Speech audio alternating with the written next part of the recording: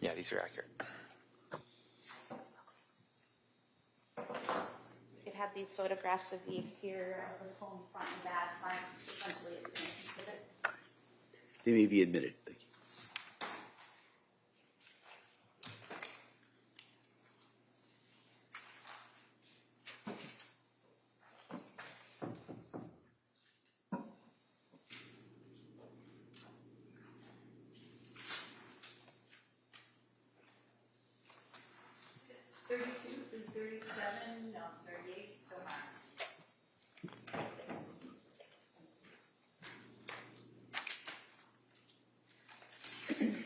Sir, showing you what's been marked as Exhibit 32. Is this the front of your house with the main door? Yes. And then showing you what's been marked as Exhibit 33. Where is this in relation to that main front door? It's to the right. And here, where the light is that a secondary entrance at the front of the house? Yes. And for the record, that's to the left of the garage. Yeah. Showing you Exhibit 34. Can you tell us what portion of the house this is? It's to the left of the front door. So if I'm facing the front door, it's to the left. There's a fence there, is that correct? And Exhibit 35, is that more of that same fence on the left? Yes. And then showing you Exhibit 36, is this looking at your backyard from that left side area where the fence is? Yeah. And then Exhibit 37, can you tell us what we're seeing here? This is the back of the house and the window where Lindsay jumped out. And Exhibit 38, is that a more direct view of that back of the house? Yeah. And so the window you referenced about Lindsay, is it this upper right top window? Yeah. And what is behind that window? Our bedroom. And the window to the left there in the middle, what room is that window in? That's the upstairs bathroom. And then the top window on the far left, what room is that for? That was Dawson's bedroom. Dawson's, okay. And then directly below the top right window, so the bottom far right window, what room is that window for? The living room. And then again, the middle window on the bottom level. Downstairs bathroom. And then that window on the far left there, is that the kitchen? Yeah. And on the far left of the photo where the sliding glass doors are, where does that lead into? There's like a room off of the kitchen where there's a kitchen table.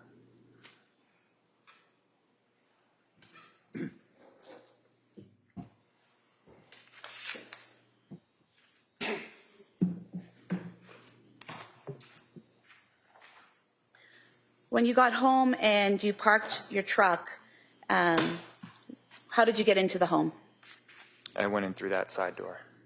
The door that was to the left of the garage? Yeah. And what did you do once you got inside the home?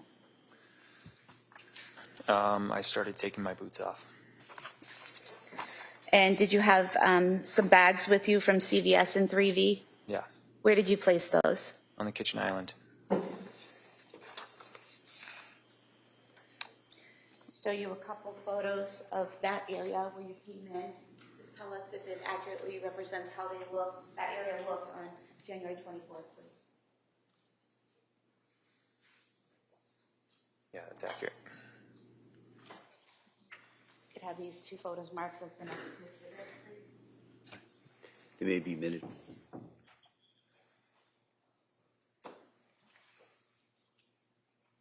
Exhibits 39 and 40. So we're showing you what's been marked as Exhibit 39. Can you tell us where the sliding glass doors are in this photograph? They're to the left of the kitchen table. So we have here the kitchen table, kind of in the center of the photograph, is that correct? Yeah. And so these are the sliding glass doors? Yeah. And where's the door that you came through? To the right after the kitchen table. Right here, next to the curtain? Yeah. And the door, when you're looking at the photo straight ahead, this door to the left of the mirror or the photo there, where does that lead? The garage. And then showing you Exhibit 40. Is that where you place the bags on the island in the kitchen? Yeah.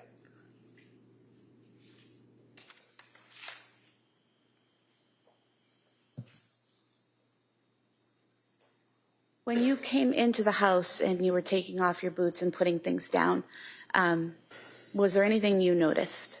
Yeah, the house is really quiet. Is that unusual? Yeah. And when you realized it was really quiet, what did you do? I called out And who did you call out to? everyone. Did anyone answer? No. After you called out and no one answered, what did you do next? I think I don't know the order, but I called down in the basement and no one answered. And then I called Lindsay to see if she was home because I looked out and I couldn't see her car, but it's because it was dark and her car's black. Okay, so when you say you called down to the basement, when you approached the basement door, do you remember if it was open or shut? It was shut. So did you open it and yell down? Yeah, And there was no response? correct. And showing you a photo here, is that a fair and accurate depiction of the stairway down to the basement level? Yeah. We could have this marked as the next exhibit, please. That may be admitted.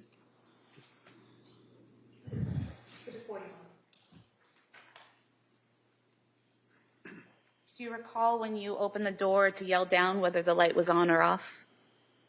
Yeah, it was on, but Lindsay always left the light on. And you said you called Lindsay. Was that a phone call? Yeah, And was that at approximately 6:09 p.m.? yeah, And did she answer? no.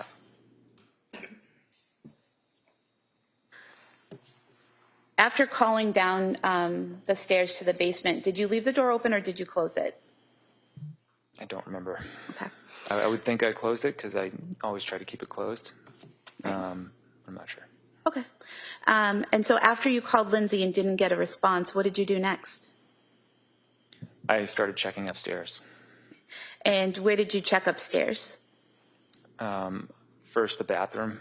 I thought maybe they were taking baths, but there's no one there. And then where did you go? The kids' bedrooms. Was there anyone in the kids' bedrooms? No. And then did you go to your bedroom? Yeah. And were you able to get into your bedroom right away? No, the door was locked, and that's when I knew something was wrong. And when you realized the door was locked, did you have a way to unlock it? Yeah, the previous owners, when they installed the doorknobs, had these like these little keys that they taped to the back of each door. So I got the one from Cora's room, and then I started unlocking the knob. And when you unlocked the door to your bedroom, did you go in? Yeah. And what did you see when you opened the door and went in? I just saw blood everywhere, and the window is open. And showing you here a photo, is this the bed in your bedroom? Yeah. Now, the way the bed is in this photo, kind of pulled away from the wall and slightly askew or at an angle, is that the way it was typically? No. And when you left the bedroom that day for the last time prior to coming home later that night, was the bed in that position? I don't think so. I could have this photo marked as the next exhibit. That may be admitted. Exhibit 42.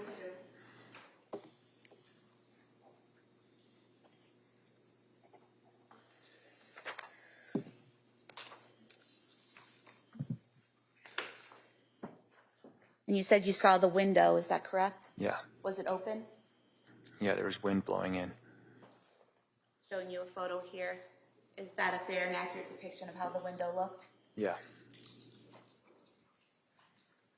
Mark this the next exhibit, please. That may be admitted. Exhibit 43. Did you walk into the room and over to the window? No. How far into the room did you get? Probably 1 or 2 steps, and then I immediately turned around and went outside. And the blood that you saw, where was that located in the room? It was everywhere. It was, it looked like it was sprayed almost with like a hose. And there was a huge puddle in the middle of the room, and it was sprayed all over pretty much every surface. I remember it was on the doorknob. Okay. Showing you 3 photos. Do you recognize what's depicted there? And is that a fair and accurate depiction of how the room looked on January 24th, 2023?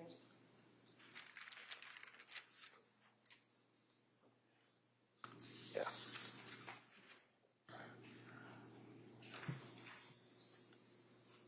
We could have these 3 photos marked as the next 3 exhibits. They may be admitted.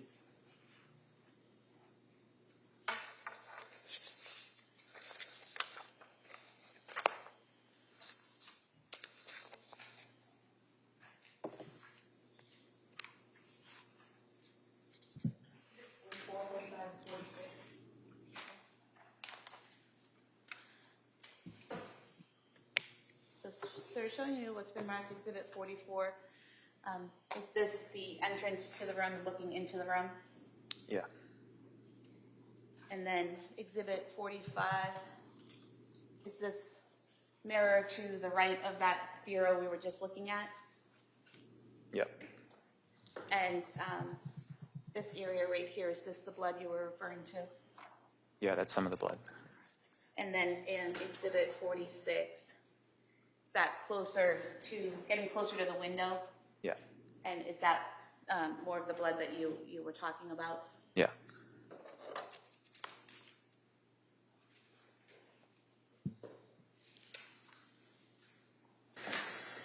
Going back to exhibit 42,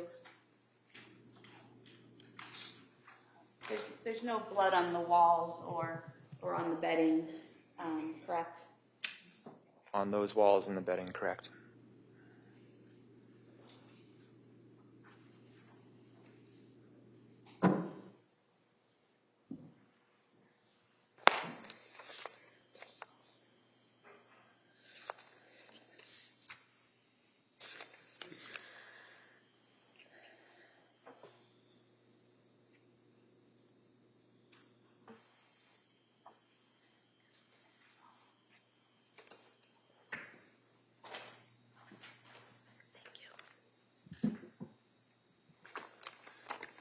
Sir, were you aware that the defendant's phone was found on the bed in the bedroom that night? Yeah.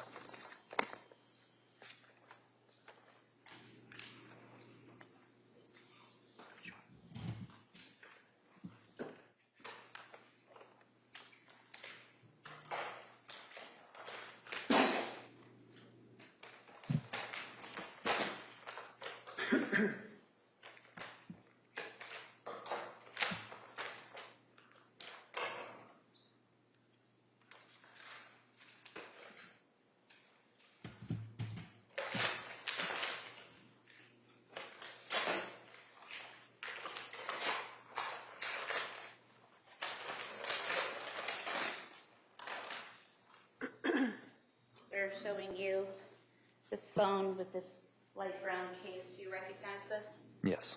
Whose phone is it? That was Lindsay's phone. And is this the phone that she was consistently using between September of 2022 and, well, actually August of 2022 throughout the fall and into January of 2023? Yeah. We have this marked as the next exhibit, please. That may be admitted. Exhibit 47.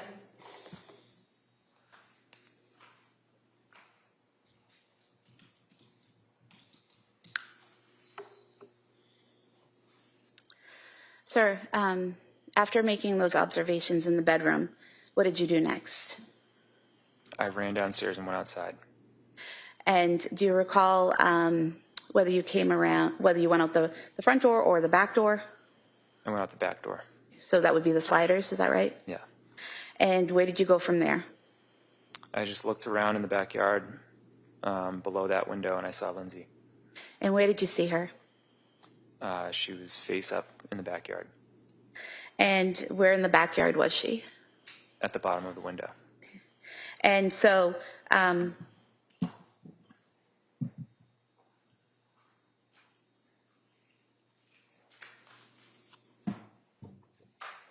at Exhibit 38, you said this was the window, correct, at the top right?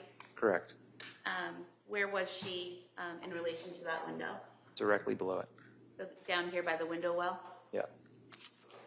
For the record, I was pointing right below the bottom right window by the window well. I'll show you a photo of that window you were referring to. Is this the exterior view of that window to your bedroom that night? Yeah. We could have this marked as an exhibit, please. That may be admitted. Exhibit 48.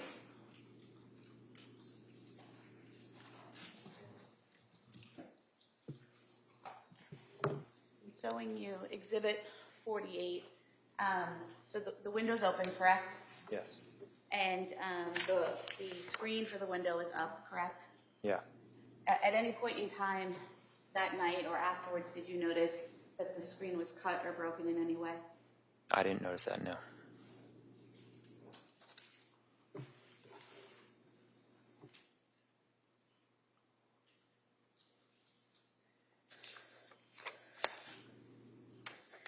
And when you saw Lindsay on the ground there under the window, which direction was her body facing? Her head was closer to the house. Her feet were away from the house. Okay. And did you go to her? Yeah. And did you observe any injuries? Yes. And what did you see? She had deep cuts on her wrists, and she had a red line across her neck. I wasn't sure what it was at first, but she cut her neck. And do you recall that these wounds weren't actively bleeding at the time? I later learned that I said that on the 911 call.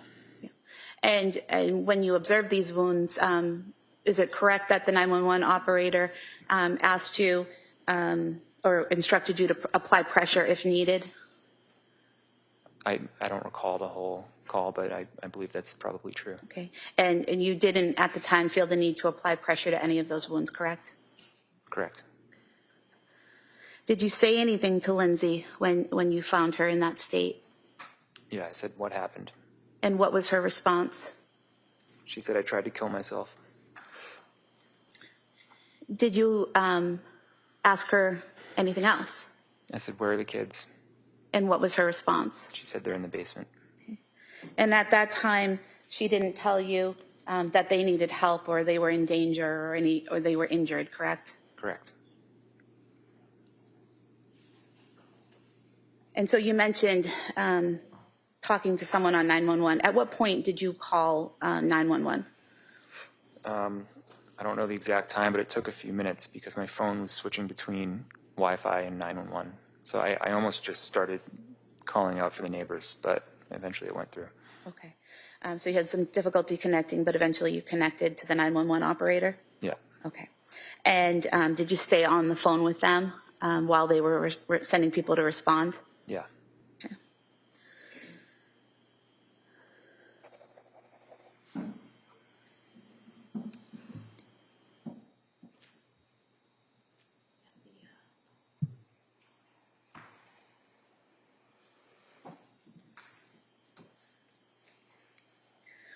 While you're on the phone with 911, are they asking you questions and you're responding with information about her condition? Yeah. Okay. And if you could just look at the screen here, is this the model of the first floor of your home? Yes. Okay. And so we have here the sliding glass doors. Where would the basement door be in this model? Directly below the stairs.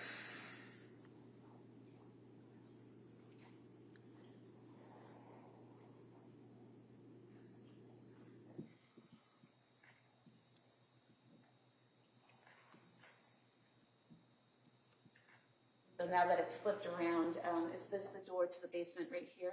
Yeah. For the record, that's the door across from the downstairs bathroom. Yeah. And then,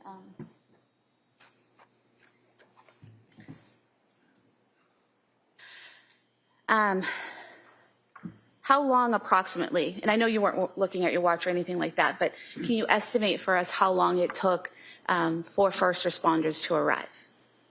4 or 5 minutes. Okay. And during that time, are you continuing to try to talk to Lindsay? Yeah. Is she responding? She was in and out of consciousness. Okay.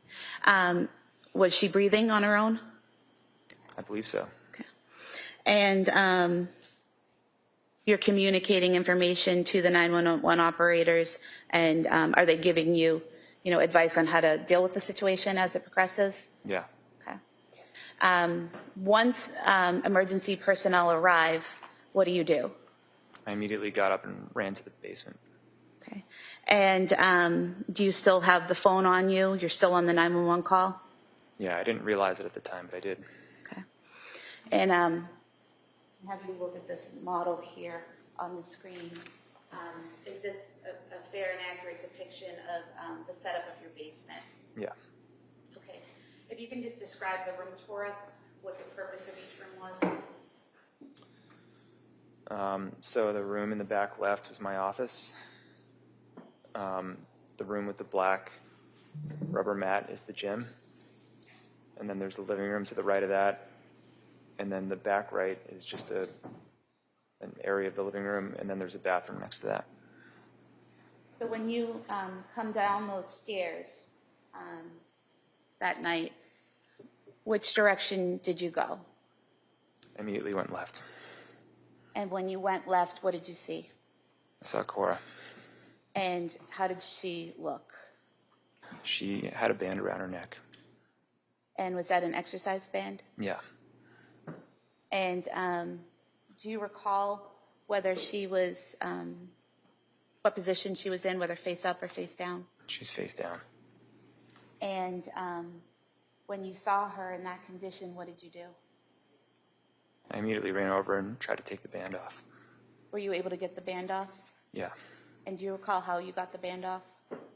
I think I untied it. And when you say untied it, was it in a knot that you had to, put everything down and unknot it, or how was it tied? I'm not sure I fully remember. Do you recall describing it previously as when you initially tie your shoes but then don't do the bow?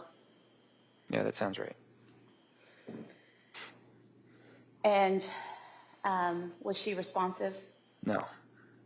And what did you see or do next? I saw Callan. And where was he? He was next to her. And how did he appear? He had a band around his neck. Sorry? He had a band around his neck. And did you remove that as well? Yeah. And do you recall what position he was in? Same as Cora. And looking at the model here, if you could just tell us, where was Cora? The left of the couch. So would that be this area here that I'm pointing to in between the bureau and the couch? Yeah. And where was Callan? To her left. So would that be more over here towards the chair and the bureau? Yeah.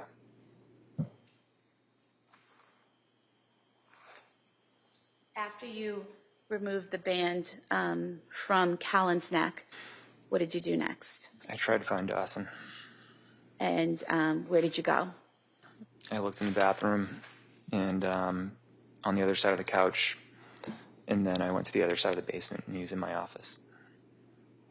And when you saw Dawson, what condition was he in? I knew he was gone.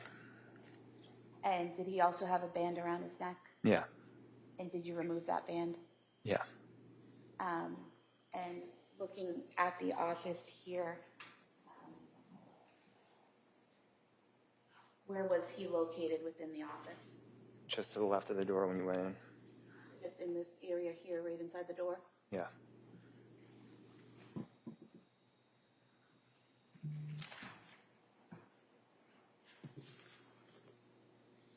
So we may approach briefly. Yeah, please.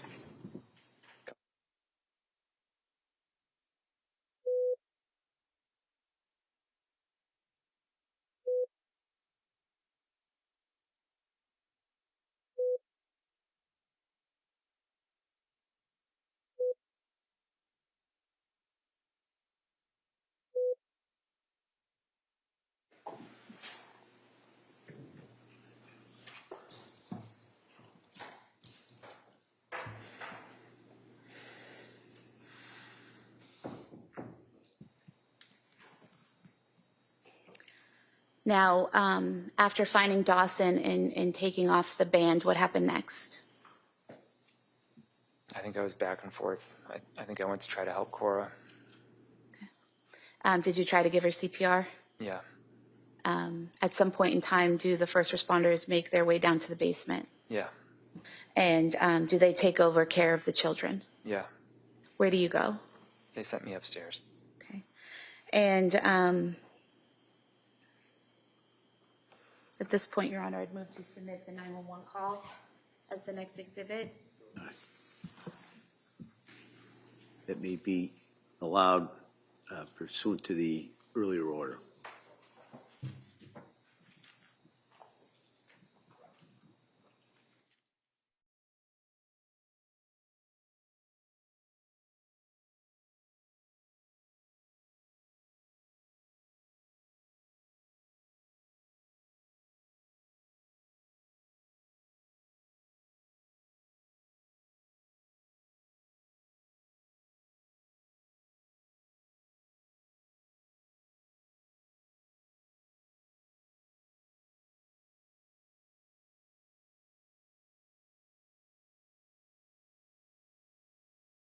Home and taken to a hospital. Yeah. Was that Beth Israel Deaconess in Plymouth? Yeah. Did you also go to that location? Yeah. And at the hospital, were you able to see your children? Yeah. And was Callan then transported to Children's Hospital? Yeah.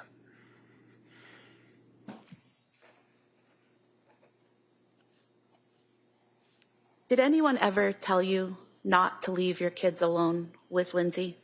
No. In January of 2023, did Lindsay ever tell you that she wanted to harm your children? No. Did she ever tell you she was going to kill your children?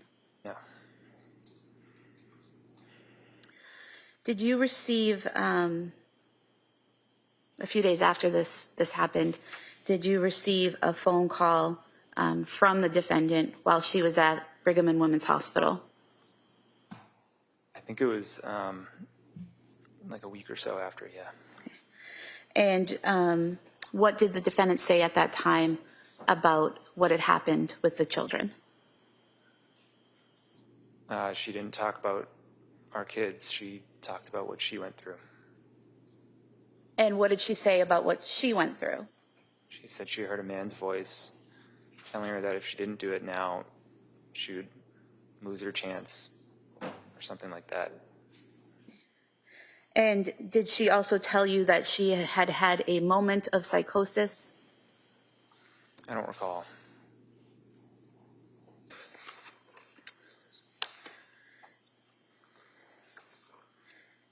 Did she mention the children at all during that call?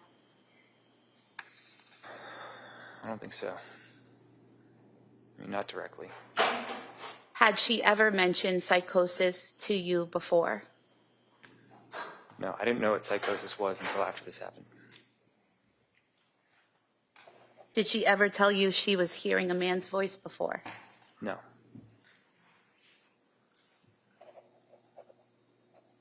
If I may have a moment, Your Honor. Sure.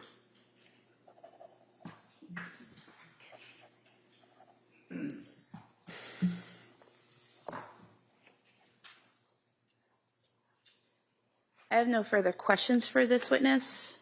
All I right. just have exhibits All right. after. Counsel, can I see just briefly, sidebar?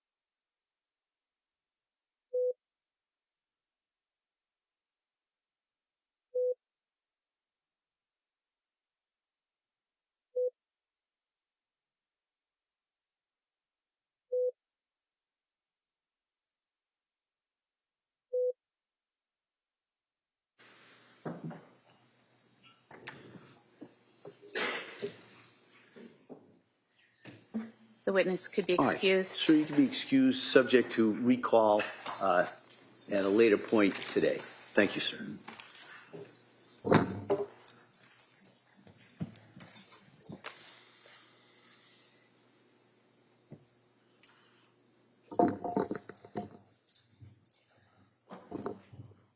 All right. Commonwealth?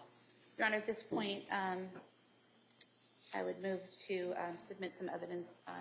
First,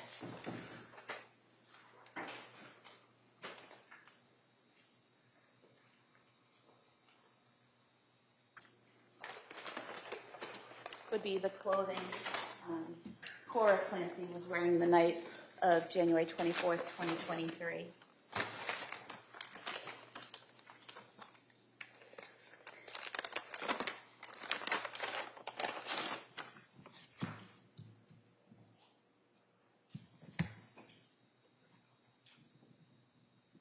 First, the pajama pants.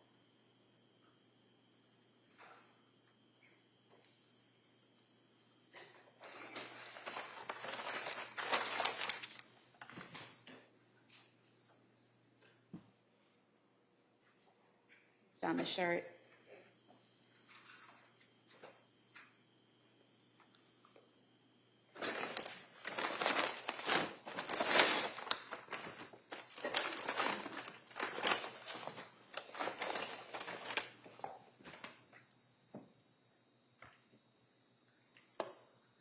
And then the pink robe.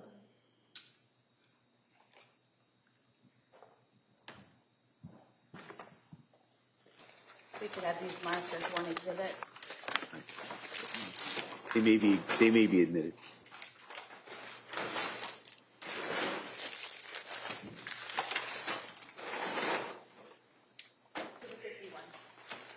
Thank you. And then Dawson's clothing.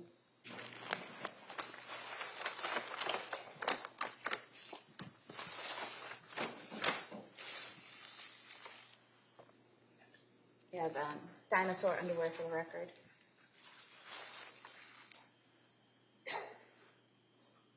And a gray t-shirt or shirt, long sleeve shirt.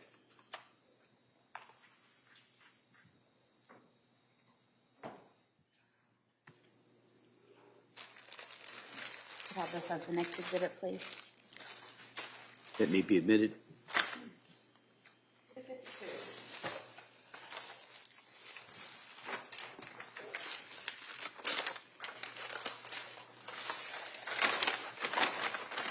And then Helen's pajamas.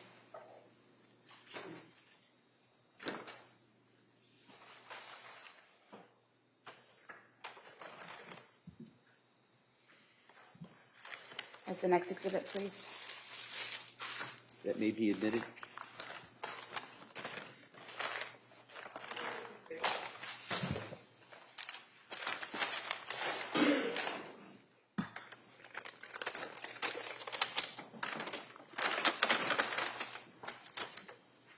Yellow exercise band found with Dawson. Can I have this as the next exhibit, please? That may be admitted.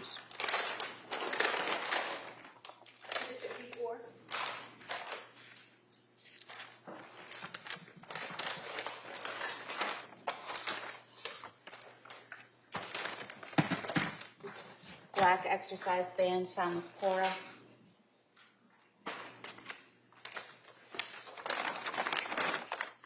Could I have this as the next exhibit, please? That may,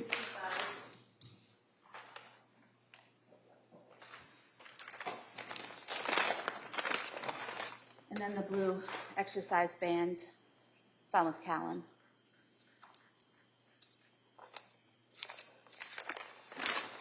We could have this as the next exhibit, please. that may be admitted.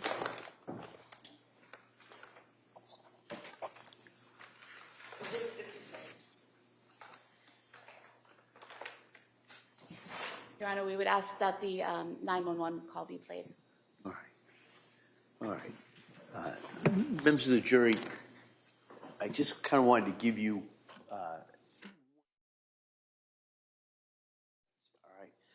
sometimes in a trial, evidence that is introduced that produces in jurors an emotional response. For example, it's understandable to feel sympathy and empathy when you hear or see certain evidence. But as jurors who have taken an oath to follow the law, I'm instructing you that the law says you must separate any emotional reaction on your part from the informational value and weight of the evidence. You must not be influenced in any way by the unpleasant nature of some of the evidence, including testimony, including exhibits. And so you must find the facts, in this case, based only on the evidence. And so you can't find facts or base your decision on sympathy, anger, passion or prejudice or pity for or against either side. Rather, your verdict must be based solely on the evidence that is introduced in this case and my instructions and any other limiting instructions. And I'll go into that, but I just kind of wanted to remind you of that as we go through this. All right, at this point, we're going to play the exhibit, which is, I believe, the 911 call. Is that correct? Yes, Your Honor. All right. I want to remind everyone that there is a order entered by the court regarding this matter. It's not to be recorded. It's not to be broadcast. And it's not to be reproduced in any way, subject to any sanctions that would go along with the violation of that court order. So I just kind of remind everybody that order applies to the media and applies to the public. So I just kind of wanted to remind everybody in regards to that. So with that, Commonwealth?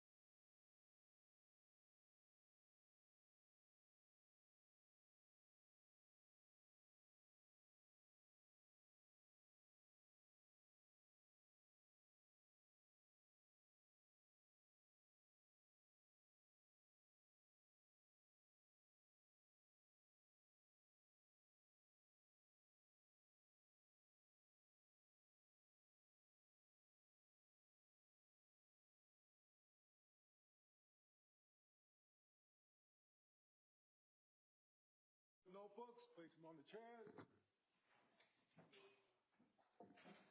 Follow me, please.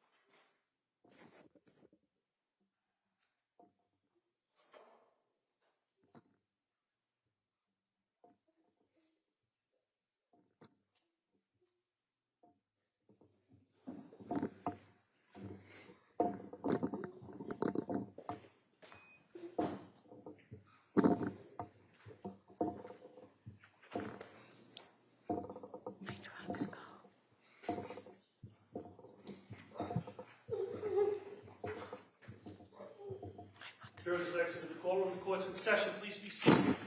We'll be in recess at this time. Thank you. Court, all rise.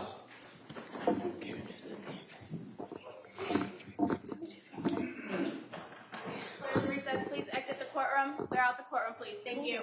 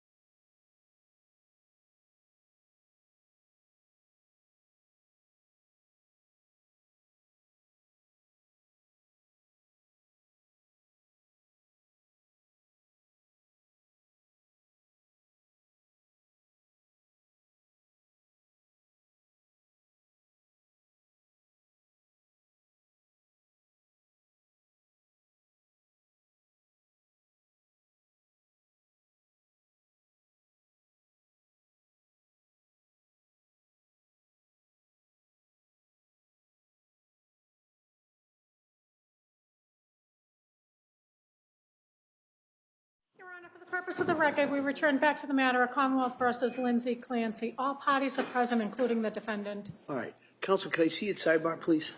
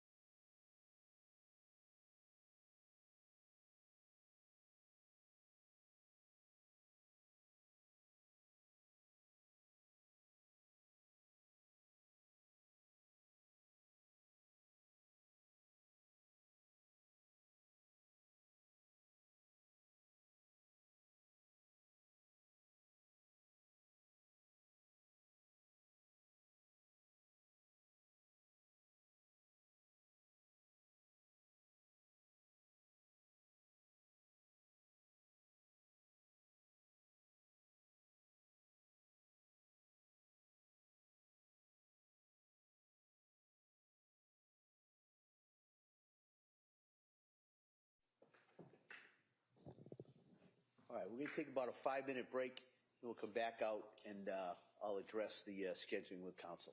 All right, so about a 5-minute recess. Court, all rise.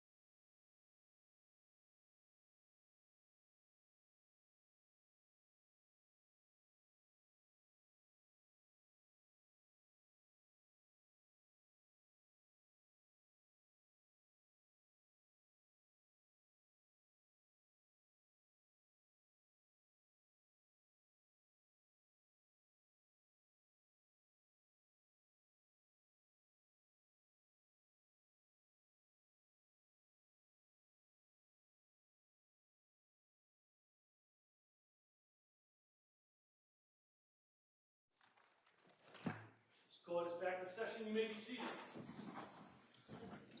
Your Honor, for the purpose of the record, we return back to the trial of Commonwealth versus Lindsay Clancy. All parties are present, including the defendant. All right. Counselor, is the Commonwealth ready to call another witness? Yes, Your Honor. All right. Before we do that, can I see the sidebar?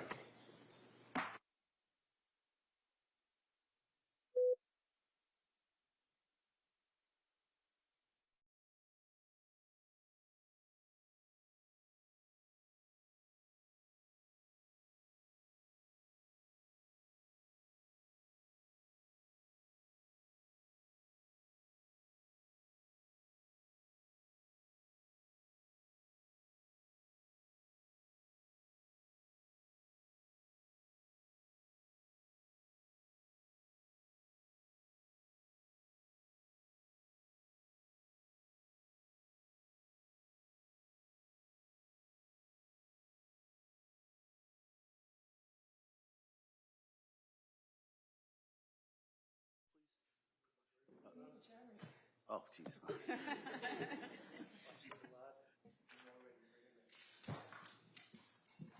Wait a minute, it says, after we bring the jury in, are you ready to call your next witness? Yes, Your Honor. All right.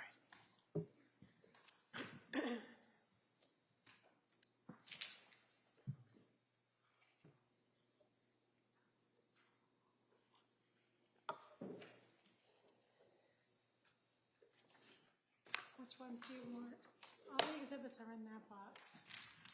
The prescription bottles are right here. Do you need those?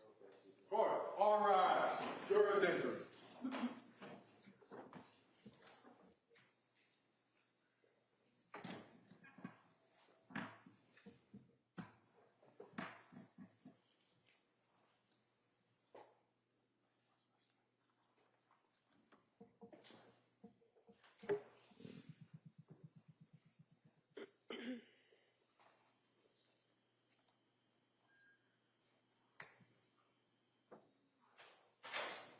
This court is now in session. Please be seated. Your Honor, for the purpose of the record, we return back to the trial of Commonwealth versus Lindsay Clancy. All parties are present, including the defendant and the 18 jurors. All right. In terms of the juries, thank you for your patience with us. With that, Commonwealth, you would call your next witness, please. Thank you, Your Honor. Commonwealth calls Angela Kraus.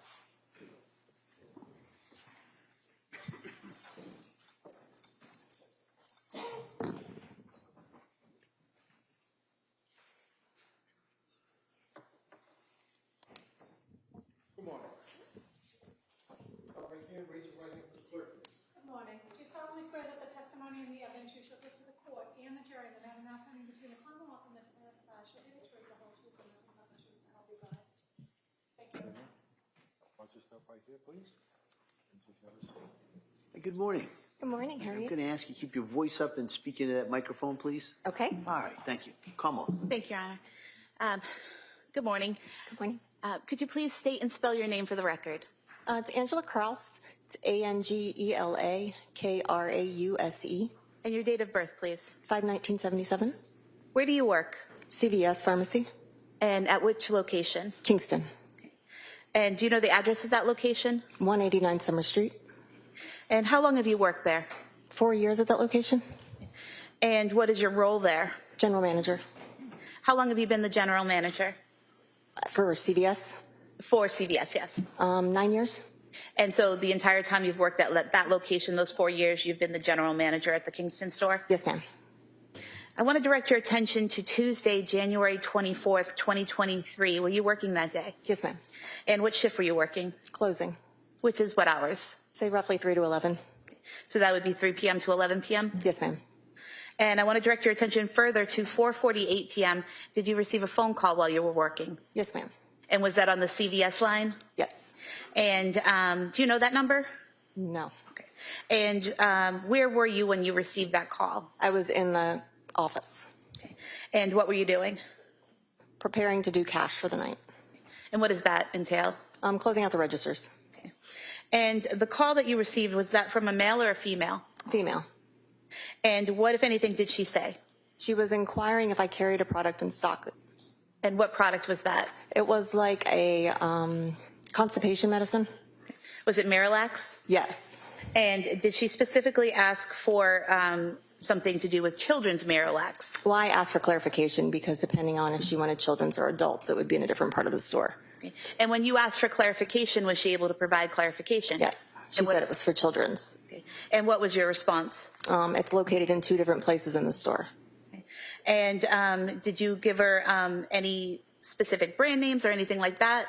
I just said that we carried Pedialax, and I was 13 and 20. And approximately how long was this conversation? A few minutes. During that conversation, did you have any difficulty understanding the woman? No, ma'am. Did she appear to have any difficulty understanding you or the questions that you were asking her? No, ma'am. And her voice, did it seem slurred or impaired in any way? Not at all. It's a very normal interaction. I was just going to ask, was there anything out of the ordinary about the conversation? No. Later that evening, did the police come to the store? Yes. And did they request that you pull some surveillance footage for them? Yes. And did you do that? Yes. And if I could just have Exhibit 28, the footage, up for a moment.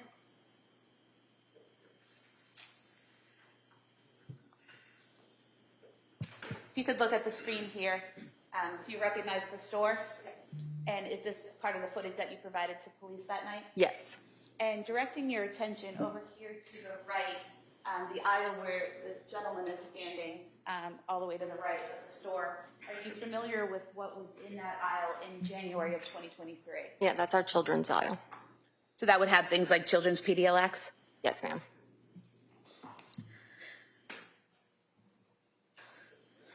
Did you have any interaction with that gentleman while he was in the store? No, ma'am.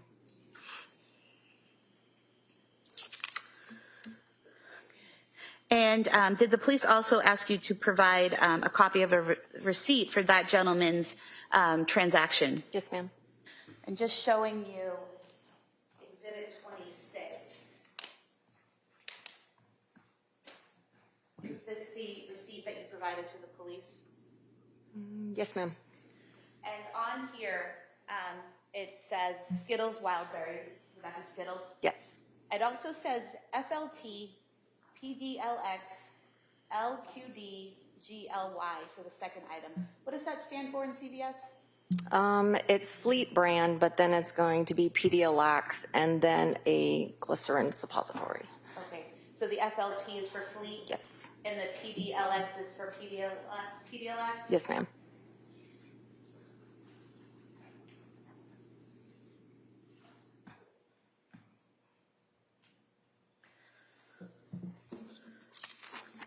I have nothing further for the witness. Thank you. All right. Mr. Reddington. I have no questions. Thank you, ma'am. All right. Thank you. Me sit Yes. down. Thank you. Please.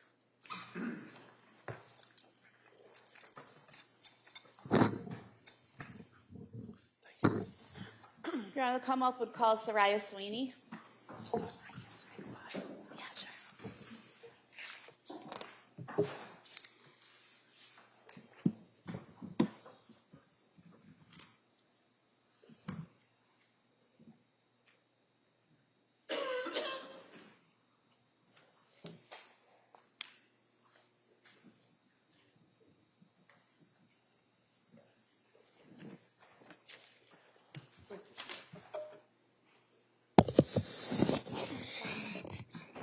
That doesn't make a difference to me.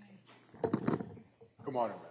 Can you stop right here? Raise your right hand for the clerk, please. Please raise your right hand. Do you solemnly swear that the testimony and the evidence you shall give to the court and the jury, no matter now pending between the Commonwealth and the defendant, shall be the truth, the whole truth, and nothing but the truth, so help you God? Yes.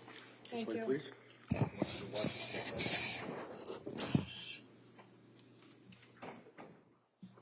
Hey, good morning.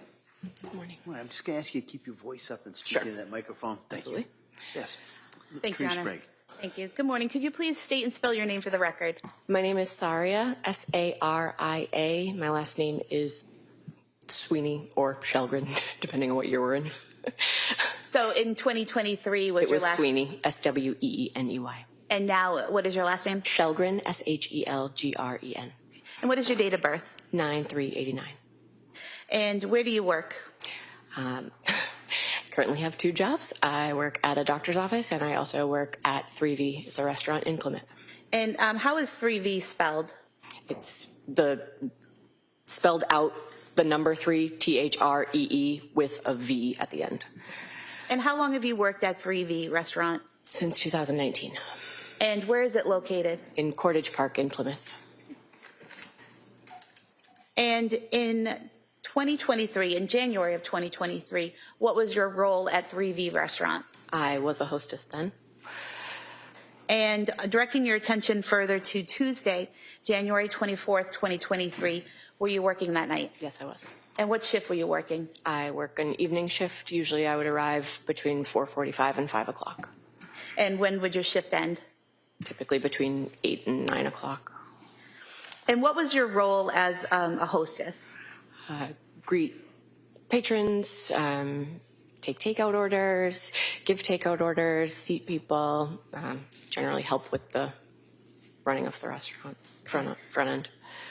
And directing your attention to 5:10 p.m., did you receive a call for a takeout order? Yes, And was that a male or a female? as a female. And did that person place an order? Yes, And do you recall what she ordered? yes. What was that? It was a order of risotto and a Mediterranean power bowl. And the Power Bowl, is that considered a type of salad at 3V? Yes, Did you ask any follow-up questions about the order of the salad? yes. What did you ask? We ask if it doesn't automatically come with protein. It's something that we always ask, do you want to add a protein? Does the Mediterranean Power Bowl automatically come with protein? No, it does not. So did you ask the woman if she wanted protein? Yes. And what was her response? No, thank you. And did she also give you the name and phone number of the person who would be picking up the order? Yes. And is that something that you enter into the system as you're entering the order? Yes. Do you have any trouble understanding the woman? No. Did she appear to have any trouble understanding you or the questions you were asking her? No. Did her voice sound slurred or impaired in any way? No. Was there anything out of the ordinary about this interaction? No. Directing your attention to 5:54 p.m., was the order picked up? Yes. And was it picked up by a male or a female? A male. If we could pull up Exhibit 30 footage.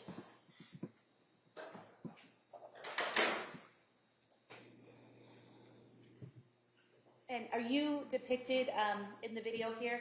Yes. And where are you? I'm standing behind the host stand. And so for the record, the hostess stand or the host stand is in the upper left-hand corner. Yeah, of the it's video. that black stand that has a wooden frame around the top. So am I pointing to the right area? Yes. In the upper left corner. Yes. You could play that for a moment.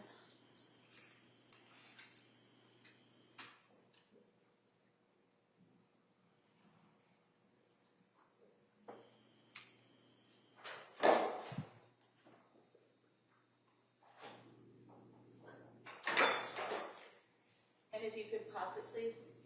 So we're at 5:54:19 p.m. You see the individual who picked up the order. Yes. And which individual is that? The man in the dark jacket that entered last. And is he the person behind the couple at the host stand? Yes.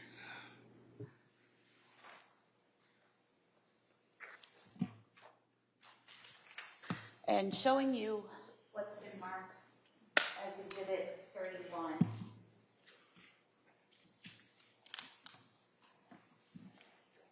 Do you recognize this? Yes. And what do you recognize it to be? That is one of our printouts that comes with orders. We attach those to the bags for takeout and have a copy for ourselves as well. And displaying it. Okay.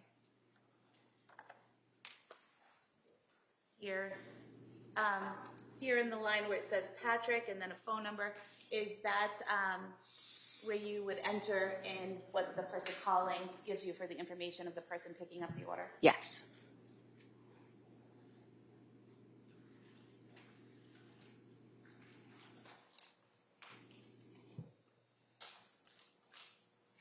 Was there anything out of the ordinary about your interaction with that gentleman? No. I have no further questions. Attorney Reddington. No questions, thank you, ma'am. All right, thank you, ma'am. Let me step down. Thank you. Watch your step.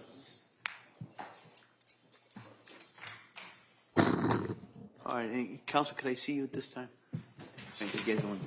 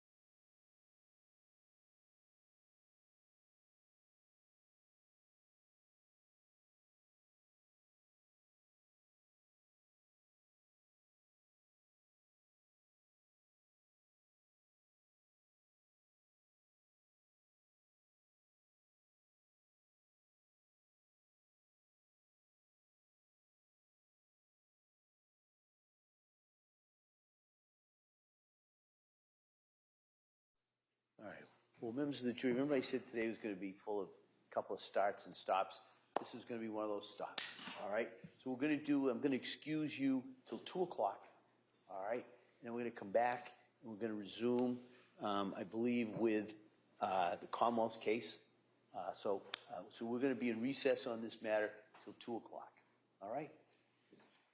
Court, all rise. Good. Close the notebooks, place them on your chairs, please. Call them out. It's cold.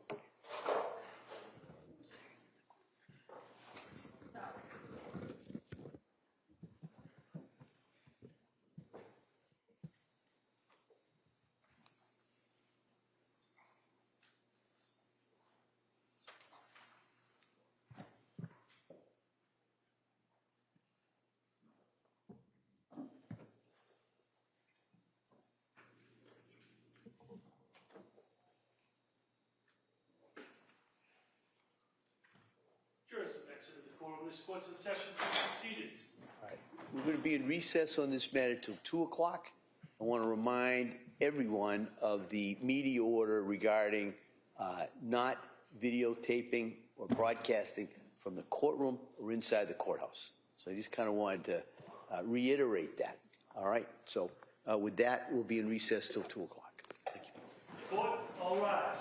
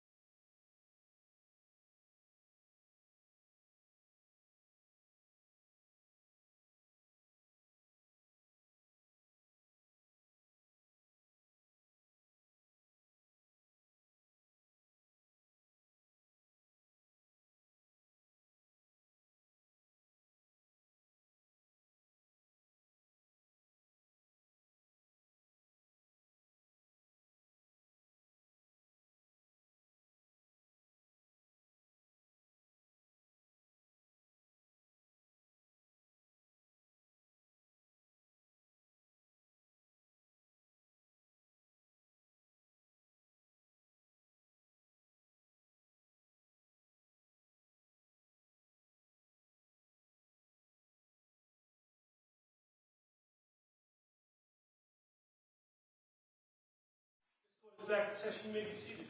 Your Honor, for the purpose of the record, we return back to the matter of Commonwealth versus Lindsay Clancy. All parties are present, including the defendant. The jury is not present at this time. All right. And counsel, could I just see you in regards to the scheduling this afternoon?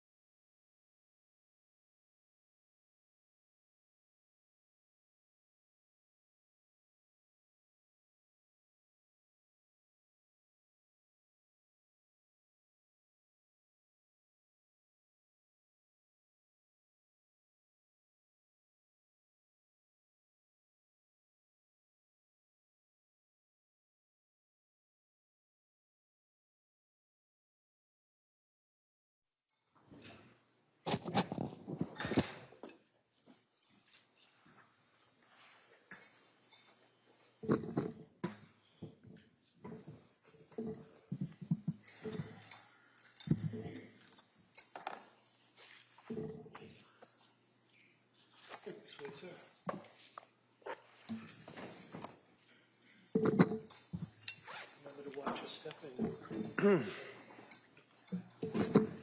Mr. Clancy, you do appreciate you're still on your oath. Yeah. Thank you, sir. Please have a seat.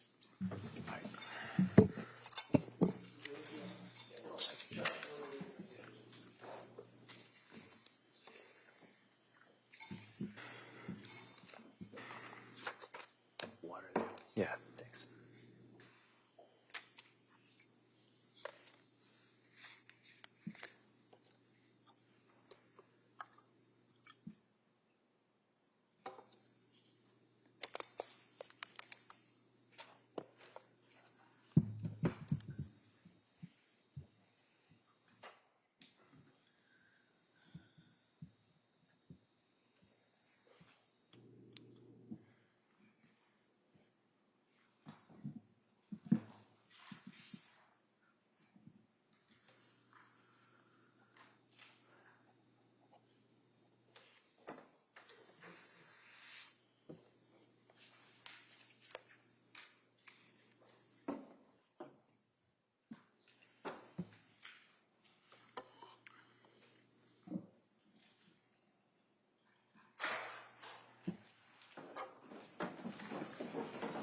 Court, all rise.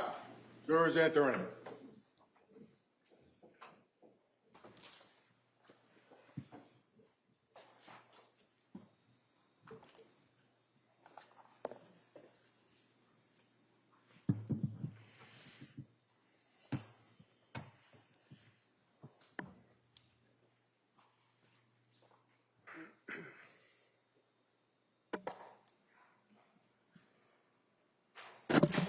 This court's now in session. Please be seated. Your Honor, for the purpose of the record, we return back to the trial of Commonwealth versus Lindsay Clancy. All parties are present, including the defendant and including the 18 jurors. All right. Well, members of the jury, thank you for your patience with us. What we're now going to do at this point is we're going to return to the evidence. We have witness Patrick Clancy, who testified earlier, is now being recalled, as I said, for the purpose of cross-examination. Okay. All right, counsel. Thank you, Judge.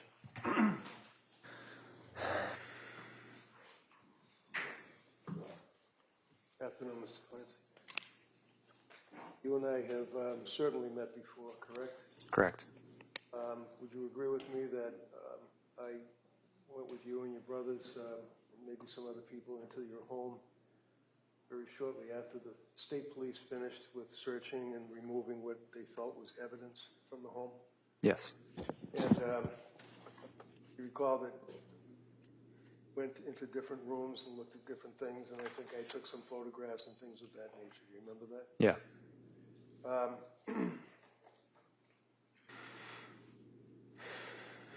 So, if I may, you met Lindsay back when she was in school, or was she working as a nurse? She was at the MGH Institute. And the MGH Institute is like Mass General Hospital nursing program, correct? Correct. She had some kind of like an accelerated course or something? Yeah. Had a double major? Yeah. Was a very good student? She was, yeah. And she, at a relatively young age, got her RN and was a nurse at Mass General, correct? Correct. And at Mass General, she was a, they call it L&D, a labor and delivery nurse, is that it? Yeah. Do you remember how many years she worked in Mass General? I think she started in 2014. Do you remember when she graduated from nursing school? 6 months earlier. And were you guys in a relationship then? Or We were, yeah. and had you started living together in Southie, or was that before that? Not in Southie. We didn't live together in Southie. We lived together in Quincy. Quincy. Okay.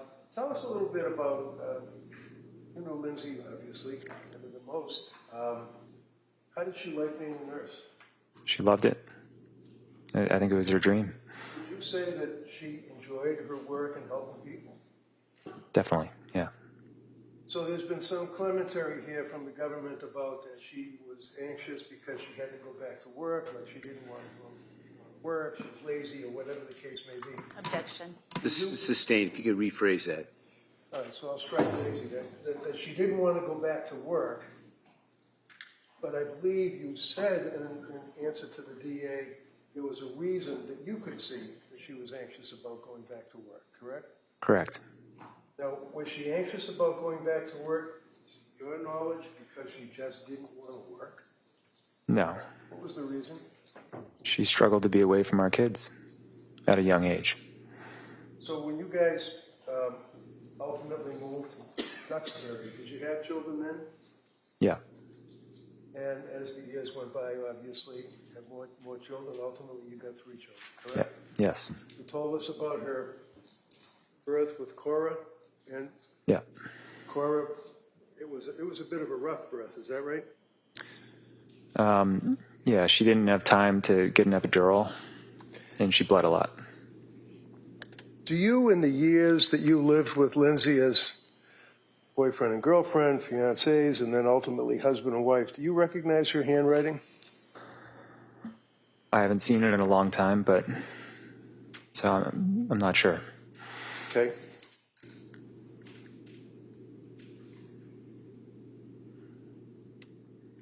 While counsel's looking at that, is it your understanding, would she take notes or lists and Yeah, for work and home and things of that nature? she would, yeah. I'm going to approach you, sir, with this document and just ask if you can recognize, if you can recognize the handwriting. Yeah, that looks like her handwriting. Looks like Lindsay's handwriting. Yep. So I'm going to run a minute after this. Any objection? Yes. All right, if I could see counsel.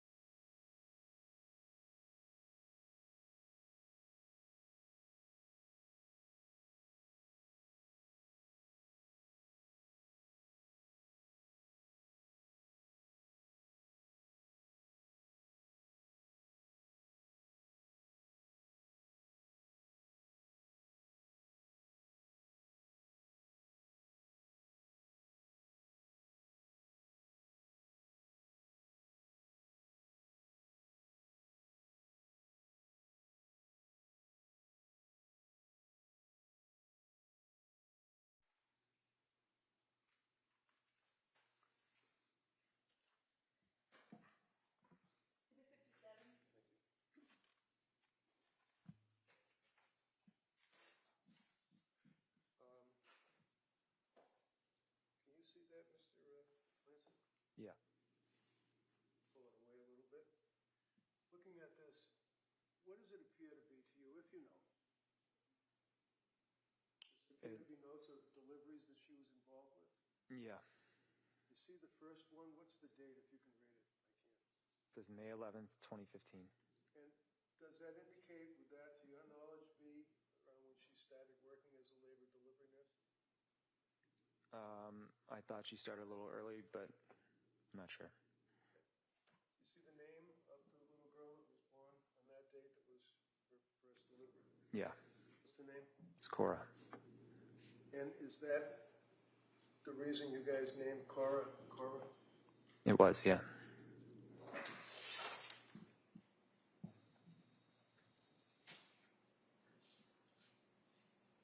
Can you tell the jurors,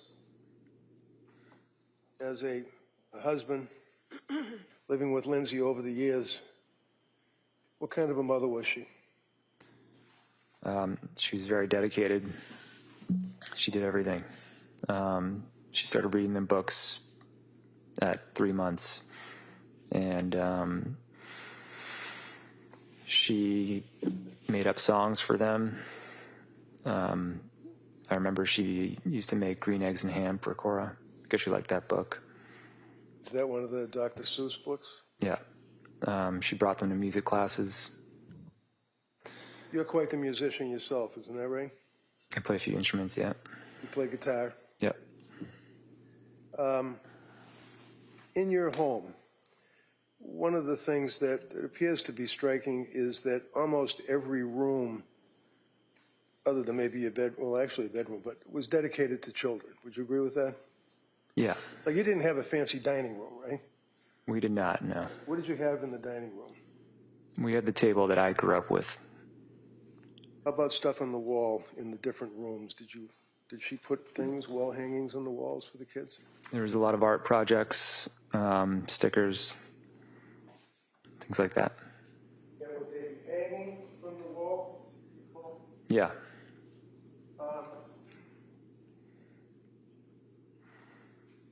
One of the photographs that the government had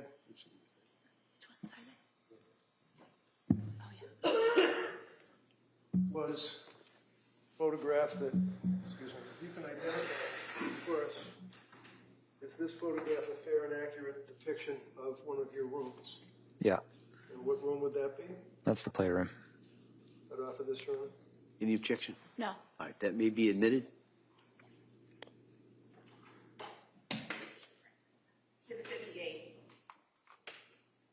Thank you. If I may put Exhibit 58 up so the jurors and his honor can see it. There's some kind of like, looks as though it's boxed out window. So are we standing in the kitchen looking into that room through that boxed out window? Yeah. And all those objects, obviously, that are in that room would be kids' toys and things of that nature, right? Right.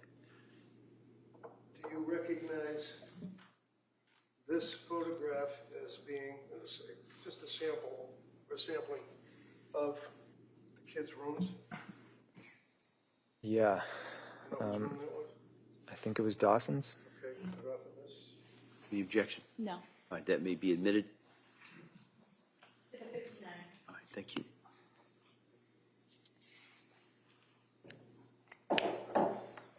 This one here has a bunch of stickers. It's got Bruce Lightyear, or whatever his name is, over to the right, and it's got an alphabet, A, B, C, D, things of that nature, correct? It's Paw Patrol. Okay. And again, following through on that same theme, you recognize this photograph as well being another portion of that wall? Yeah. And what are those, decals? Yeah, they're just big stickers. Okay. In the interest of time, Your Honor, I would just say, you also identify this as being one of the kids' walls. Would that be what you were telling us would be art projects? Yeah, And they were hanging on the wall? correct. And who hung them on the wall? I think Lindsay did. And would she also take hundreds and hundreds and hundreds of pictures of the kids? Yeah. Do you recall her putting together a little collage saying newborn, 1 month, 2 months, 3 months, 4 months, and then hanging that on the wall? Yeah, she did it for each kid. And which child was that? That one's Dawson. Dawson.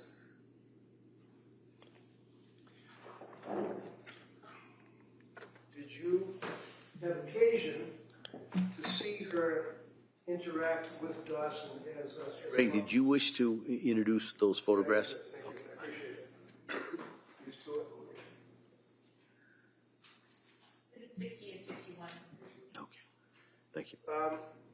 Can you describe for the jurors her relationship with Dawson? I know he was a little kid, but I mean, did she, to your observation, did she love Dawson?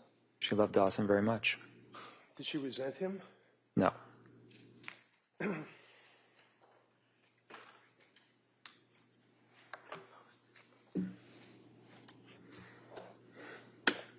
You are familiar with, as her husband, Lindsay's, let's say, use of social media, such as Facebook, right? Yes. Can you tell us, would you look at her Facebook a lot and the pictures that she would post?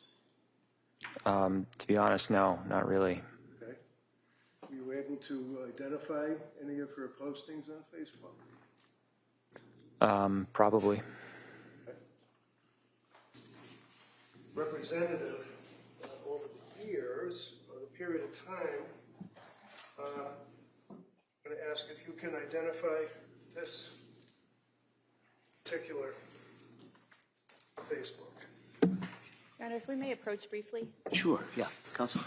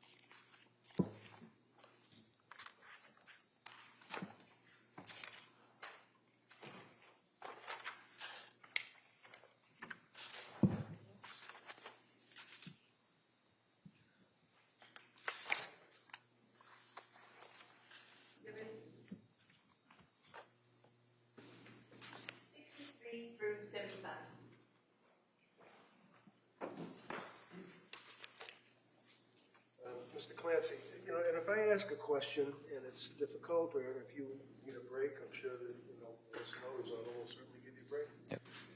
If I push too hard, just let me know. Yeah. Right? Yep. Appreciate it. Okay, so again, just representative of the Facebook postings that Lindsay would post as the mother of your children. This, for example, would be July of 2018. Yep. Can you tell the jurors who that would be? That's Cora.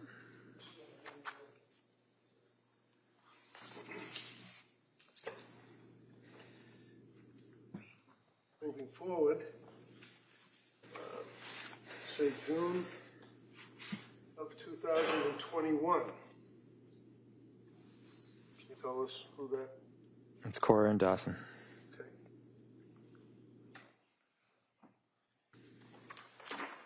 Again, the end of July 2021. That's us with Cora and Dawson.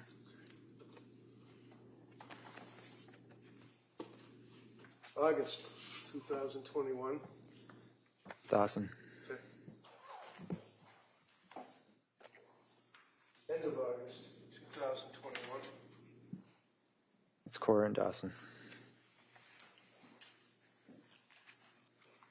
August again of 21. It's Cora and Dawson.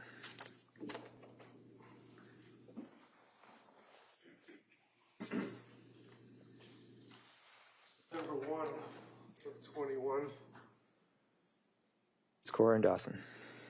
Is that first day of preschool? Yeah.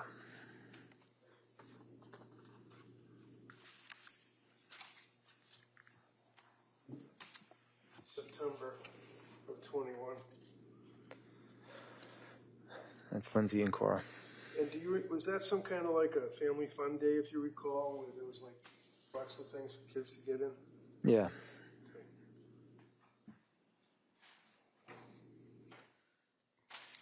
The end of September 21. Callan? No, that's Dawson. Dawson, okay. September 21. Callan was born when? Sorry. May 2022. Okay. And Christmas Eve, December 24th of 2021. That's Cora's birthday. Okay, and that's her birthday party that year? Yeah. Now that's 2021, right? Correct. Fast forward 1 year, and that would be December, Christmas of 2022, right? Right. And was that when you guys had the birthday party for Cora at the trampolines? No. When was that? I believe it was January 7th. Okay, but that would have been for that particular birthday, right? That was for the birthday with friends because most people weren't available on Christmas Eve. Christmas Eve, right? Yep. Okay. And then down again, September 1st of 22. Remember when that was taken? Yeah, that's with Callan and Dawson. Was that your yard? That's in the backyard. Backyard. Okay. This would have been September of 22, obviously right before 23, right? Right.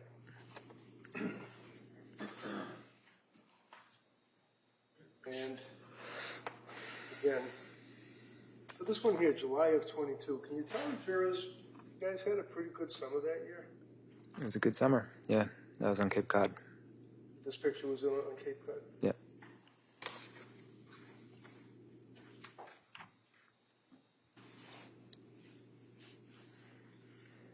A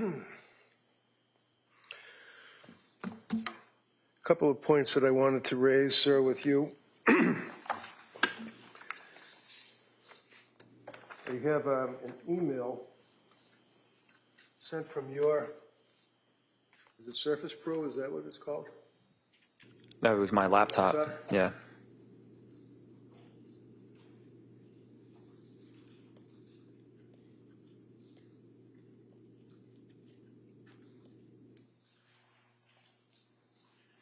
I'm going to approach you, sir, and ask if you can identify this as being an email that you sent. Yeah. Okay. Right off of that, Your Honor. The objection. I'd just like to know the purpose of. Purpose? I'll Yes. tell you the purpose. No, We could approach sidebar. sure, yeah.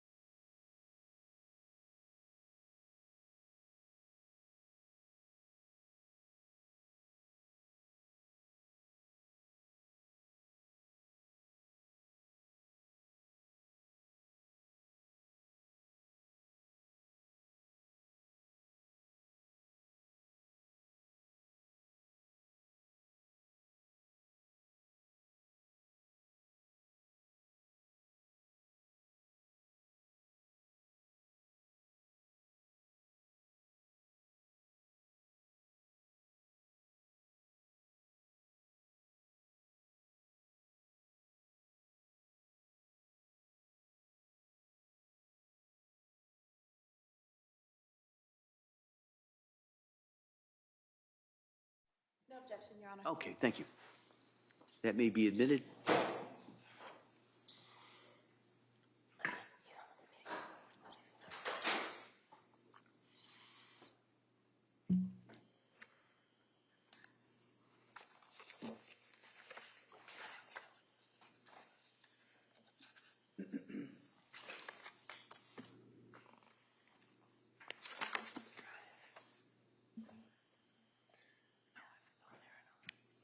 Well, while we're waiting for the copy, let me just move on to something else.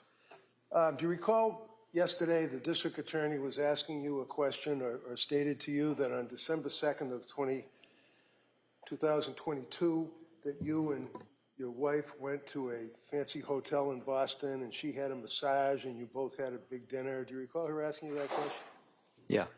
And in fact, would you agree, sir, that you did not, in fact, go to a fancy hotel on December 2nd of 22, being a Saturday night before your anniversary, the 3rd? You stayed at home, didn't you? We did. We stayed at home. And when you were asked that question by the DA, she wanted the inference to be that Lindsay Clancy in December of 22 was so relaxed that she wanted to have a massage and have a big dinner in a hotel. In fact, she was in her bedroom that night, wasn't she? Objection. Sustained. If you could rephrase that. I'm approaching you with what appears to be from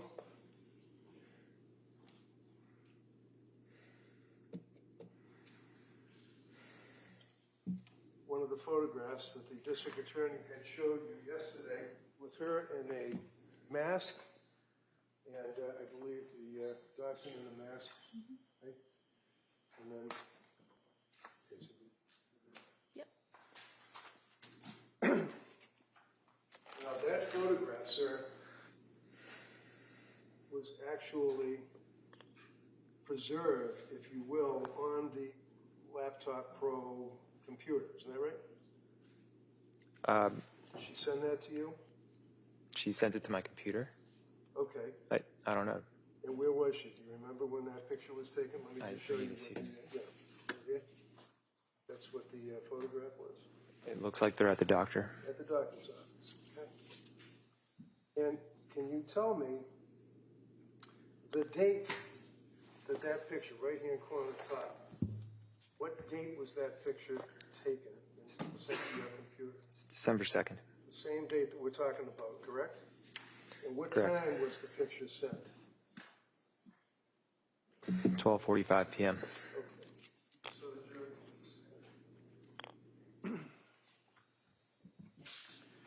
So when you're dealing with these things on the computers, it's a little hard sometimes to understand what they're depicting, and I'm having a hard time moving it. There it is. All right.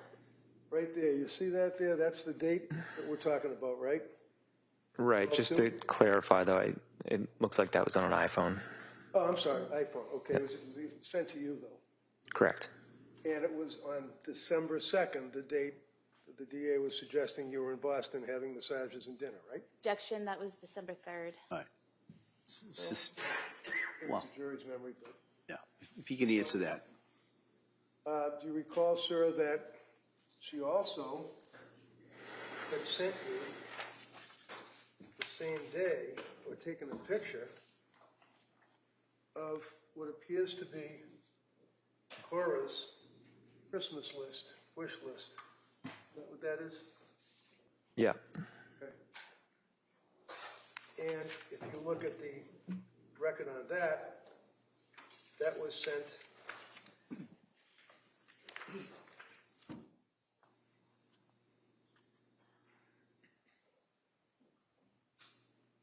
if you can read that, It's December 2nd at 6:13 p.m. 6:13 p.m. And then finally, if you look at the metadata that is apparently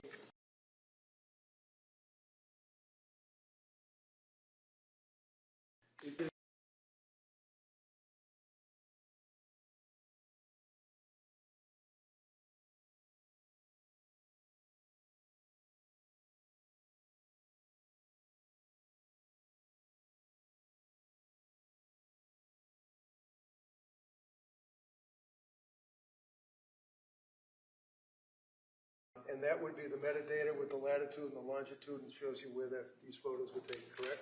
Correct. What author these, Your Honor? So I think we had Exhibit 76. They're making a copy of that. Do you want to mark that? I don't know if we marked that yet. That was the earlier one, just so everybody can keep this straight. And this latest email would be Exhibit 77.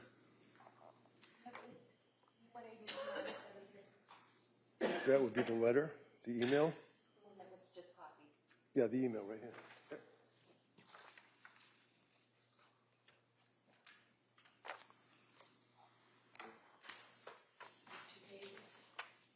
Yes. 76 and 77. Okay. Thank you. Now, sir, Exhibit 76 is an email from you to, and we will going to delete the people that are on the email, if I may, Your Honor, as we mark it as an exhibit. Let me approach you. Does it indicate the date and the time? At the very top, you sent that email to your staff members or people that work with you. It does. Yep. Tell the jurors what the date was. It's January 24th at 5:24. And that was sent from your Surface Pro? I don't know, actually. It could have been sent from my iPhone. Okay. What offer this one? Sorry, Yeah. That would be Exhibit 76.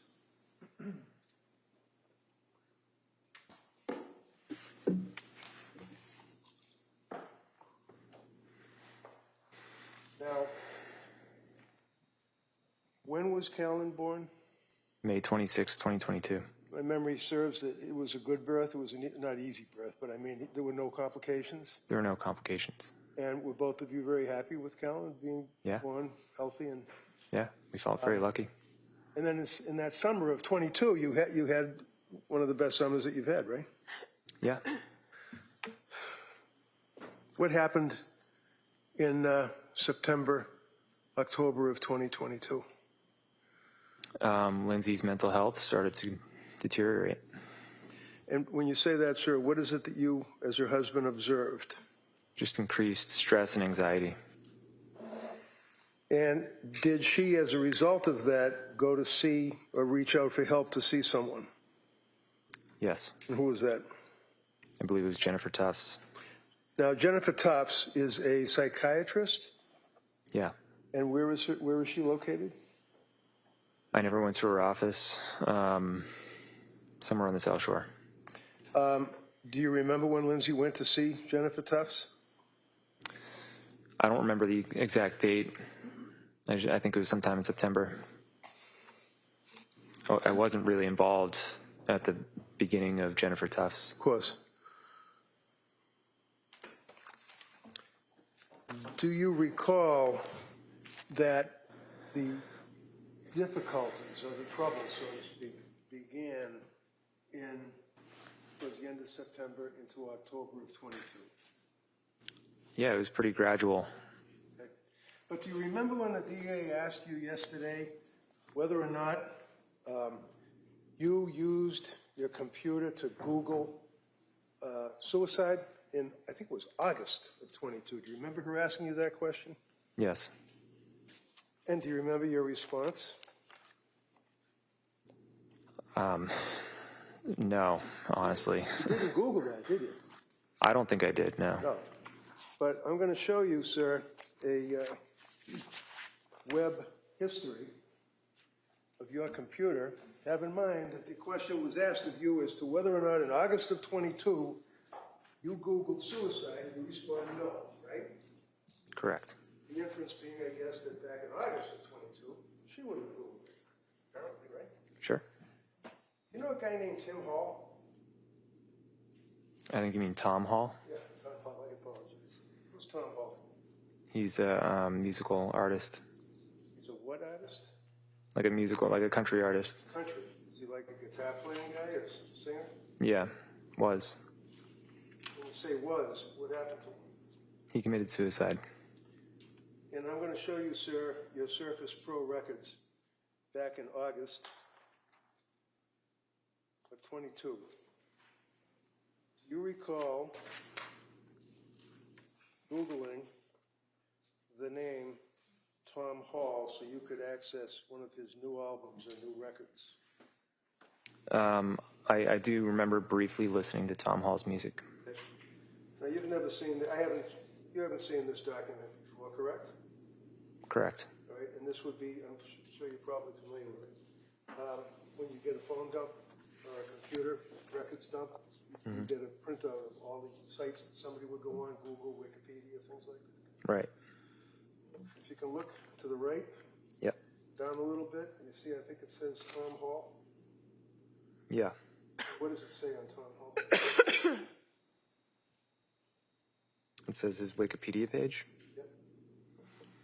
You see here?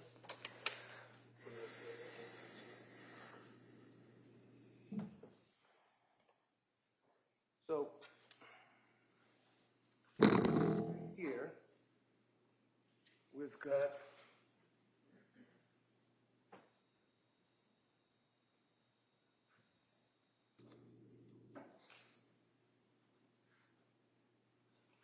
so that shows you when somebody Googles, and then it goes to Wikipedia, and you see where up above it says suicide methods?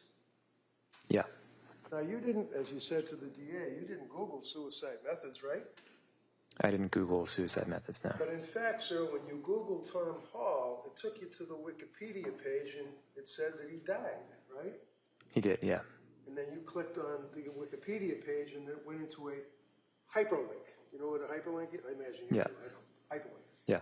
What is a hyperlink, just so I know? So like in Wikipedia, it would be a word that's highlighted in blue, and it goes to a website. Okay.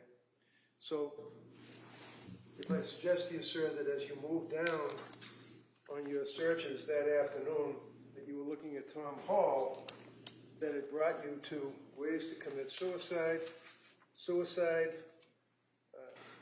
Tom Hall, Google search again, Tom Hall, all on that date at the same time. And you were just looking to see about the guy because he killed himself, right?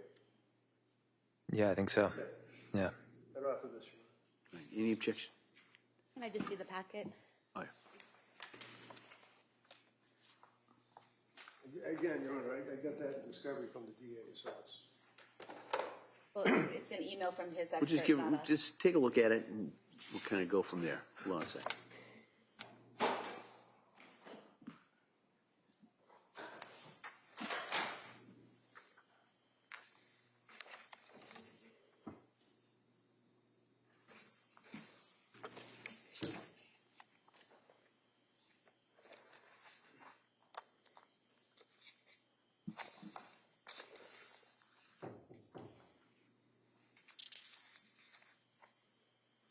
While she's looking at that, I just asked her, what is a URL? What does that mean? Hold on a second. Just, right. wait till she gets a chance to finish. Yes, I would object. If I could see counsel.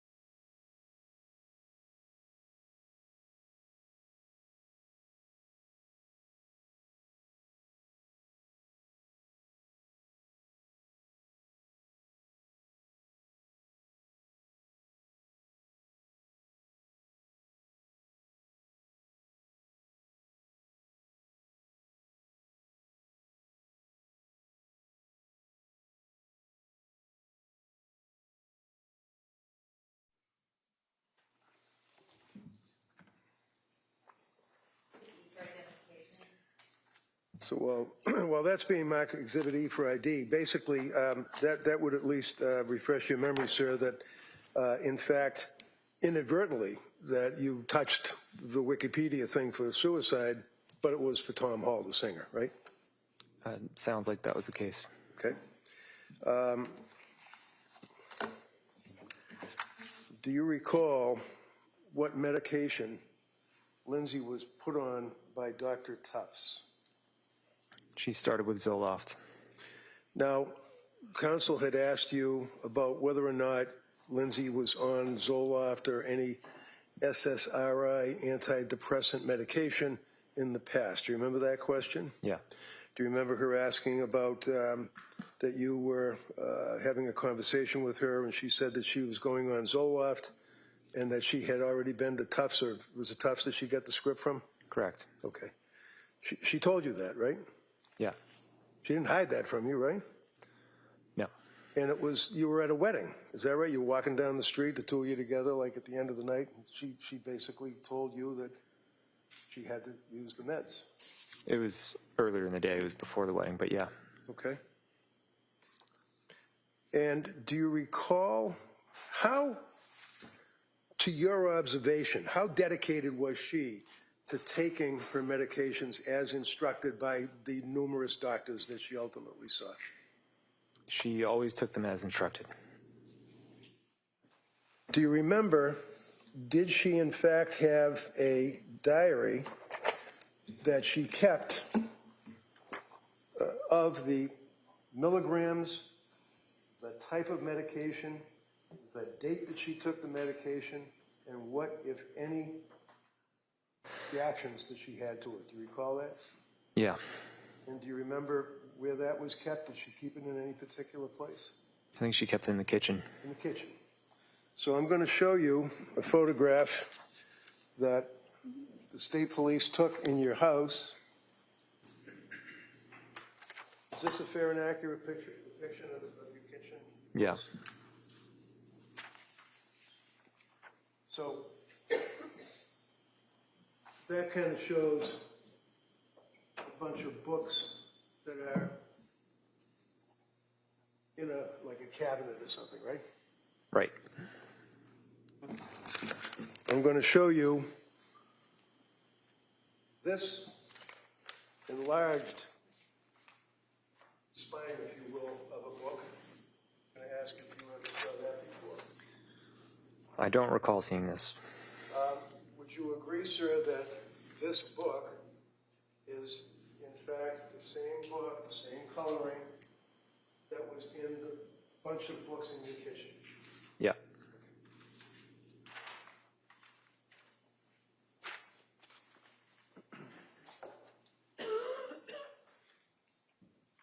And on this book, you see what the caption of the book is. Yeah, it says, "Good moms have scary thoughts." And I'm going to approach you with this document, sir, which would be a number of pages from the book, the cover of the book, and the inside of the book. Just, you've never seen that before, though? Don't recall seeing this.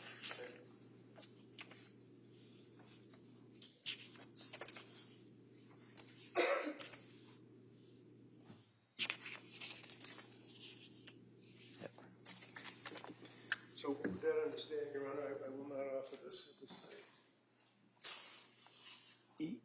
Hold on. Counsel, come up. If you could, Mr. Rake, if you could show what it is that you I'm sorry, you said you're not offering it? Well, don't have the foundation. Okay. All right. Any objection? No. Okay. So can I put it in? Yes, that's Oh, okay, great, thank you. No objection to him not offering it. All right. If Oh, I I'm could just lost. look at it, Yeah. there may Why don't we do this? Why doesn't everybody come over here with that, and we can kind of figure out where we go?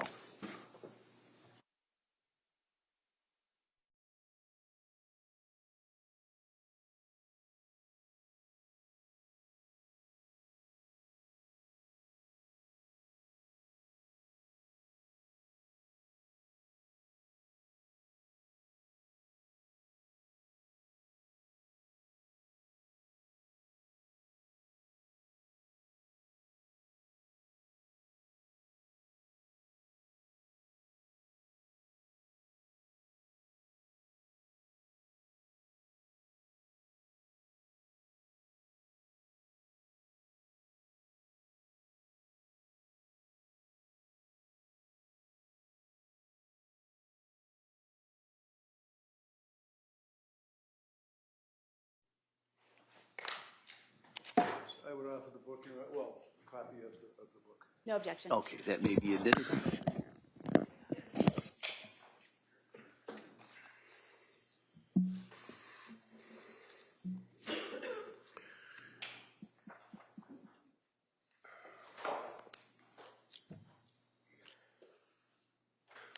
Who was the next doctor, if you recall, that Lindsay went to consult with? Julie Paul. And is this a doctor or a nurse practitioner? I don't remember with Julie Paul. It was very brief. Okay. Now, is it fair to say that Julie Paul was at South Shore? Yeah, correct. And Julie Paul was a friend of your mother's, is that right? Yeah, I think they were acquaintances, yeah. And your mother was a nurse also at South Shore Hospital? In L&D, yeah. L&D Labor and Delivery, same thing. Okay. And your mother was good enough to refer Lindsay to this person to consult with, right? Yeah, I don't think it was a formal referral. I think she just said this is a specialist that you might want to talk with. All right. And did she go to see the specialist? Yeah. And did you go with her, or was this a... No, I never met Should Julie back Paul. myself up. Were these like in-person meetings, or are they like, what do you call them, Zoom meetings? And Most of the meetings were Zoom. The only in-person that I'm aware of was with Rebecca Gelata. Rebecca Gelata. Okay. And that was because you insisted on it, right? I thought it was warranted at that time, yeah. Right, because you were pretty much at your wit's end with the 15-minute Zooms, and you wanted to sit down eyeball to eyeball and talk to this person, right? I hadn't attended any prior to that. I just wanted to get clarification. I wanted to see if we could get on the same page. All right. So now Lindsay's on Zoloft from Dr. Tufts, the psychiatrist, correct? Correct. And then that runs into when you guys, she goes to see Nurse Paul. Can you clarify? What was it? Can you clarify what you're asking? Yeah, what month? When was it that she saw Nurse Paul? Maybe October, but I'm not sure. Okay. When she saw Nurse Paul, do you remember where she saw Nurse Paul, or was it a video thing? I don't know. I wasn't involved. Okay. Did Nurse Paul prescribe medication to her? A lot, if he knows. I don't know off the top of my head. All right. Do you recall whether or not, to your opinion, that she had any reactions to the Zoloft that she had been placed on by Dr. Tufts? I don't know any observations that were made. Right, so it's not guesswork, it's observations, anything you saw and observed. Yeah, it seemed to align with her insomnia symptoms. Now, the insomnia, inability to sleep, was that a significant problem from your observations with her? Yeah, it was a huge problem. And when you say huge problem, was there one point when she was on medication from Tufts that, in fact, she had gone 48 hours, I think, without sleep? Yeah. And that was disturbing to her? Yeah, and it was just hard to function. And how about you? Was it disturbing to you? I just wanted her to get sleep and feel better. Now, during that period of time, she then went and saw the next doctor, a nurse practitioner, which we talked about, which would be nurse practitioner Paul at South Shore, right? Right. Now, after seeing nurse practitioner Paul, if you remember, or no, did you observe, did she seem to get better or did she seem to get worse? It would be hard to say. I think it was a week at most. So it's really hard to say in that short a time frame. Sure. And when you say a week at most, you mean that's like she was seeing nurse practitioner Paul for about a week? Yeah, and I mean, she may have only seen her once. It was very brief, and then she got reassigned somewhere, so. And the reason, if you know, that she got reassigned somewhere would be nurse practitioner Gelata, right? Right. Same practice, right? Right. And the reason was because Paul moved on to another job, right? Right. So Lindsay wasn't out doctor hunting. She was referred by the nurse practitioner that was referred to you guys by your mom because Paul was leaving, right? Yeah, she just switched doctors in the same practice. All right. Now, she sees Dr. Gelata, right? Right. Did Dr. Gelata, to your knowledge, put her on medication? Yeah. And what was the medication, if you know? Mainly Seroquel and benzodiazepines, Ativan. Now, benzodiazepines, they're addictive, right? Apparently, Objection. I'll allow it. And a benzo would be, for example, Ativan, correct? correct. Now, Seroquel, she was placed on Seroquel as well, is that correct? Right. And to your observation, again, you're not a doctor, what you saw of your wife, was she affected positively or negatively by the Seroquel that she was on? It appeared that she was affected very negatively, and she's reporting that that she was getting worse on the Seroquel. And do you know, did she report that to Dr. Gelada? Yeah. When she would consult with Dr. Gelada, prior to you actually going, do you know, were they all on video? If you know. I believe, yeah, they were all on Zoom. Okay. Do you have any opinion for the jury as to approximately how long these meetings on Zoom would be with the nurse practitioner? Probably around 20 minutes. At some point, do you recall that you went with Lindsay to see Dr. Gelada? Is that right? Yes. And do you remember, if you remember, when that was? Early December. In early December of 2022, can you tell the jury from your observations, how did Lindsay appear? How was she acting? How was she faring? She was extremely sleep deprived and just highly anxious. Was there a number of occasions that you would actually see her on the sofa, rocking back and forth with her head under a pillow? Yeah. Did you report that and other symptoms to Dr. Gelada? Lindsay did. So when was it, if you recall, that you went and saw Dr. Gelada with your wife, person to person? When was it? Yep. Early December. I think it was December 6th. And do you remember, you have a pretty good memory about this, do you remember what medication she was prescribed by Gelada? Coming out of that meeting. Yep. Yeah, she increased the Seroquel significantly, and then she prescribed her Valium to help taper off of the benzos. Taper off the benzos? Yeah. To your knowledge, did Lindsay go to doctors to seek out benzodiazepines or drugs just because she was a drug addict? No. Lindsay, I think, wanted to. She definitely didn't want to take any more benzodiazepines, and definitely didn't want to take any more Seroquel. I think that it wasn't really a matter of trying to get off the medication; it was just trying to get on the right medication. Okay. Let's say mid-December, what observations, if any, heading up towards Christmas, did you guys endure? She seemed to get worse. The Seroquel was increased to 400 milligrams. 400? Yeah. And, By Dr. Gelada? Yeah. And the idea behind that was it would help with sleep, but she didn't get better. She got worse. Do you recall that at one point she went to a place called Women's and Infants Yeah. in Rhode Island? Right. Women and Infants Center for Women's Behavioral Health. Do you recall that? Right. Do you remember when she actually went to Women's Behavioral Health? Sometime in mid-December. I don't know the exact date. All right. So if I suggest to you, sir, that I have certified copies of the Women and Infants medical records indicating that on December 20th of 2022, that was the day that you dropped her off at Women. Does that refresh your memory? Yeah.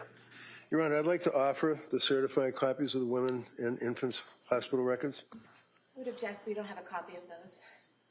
All right. You don't have these? Could I see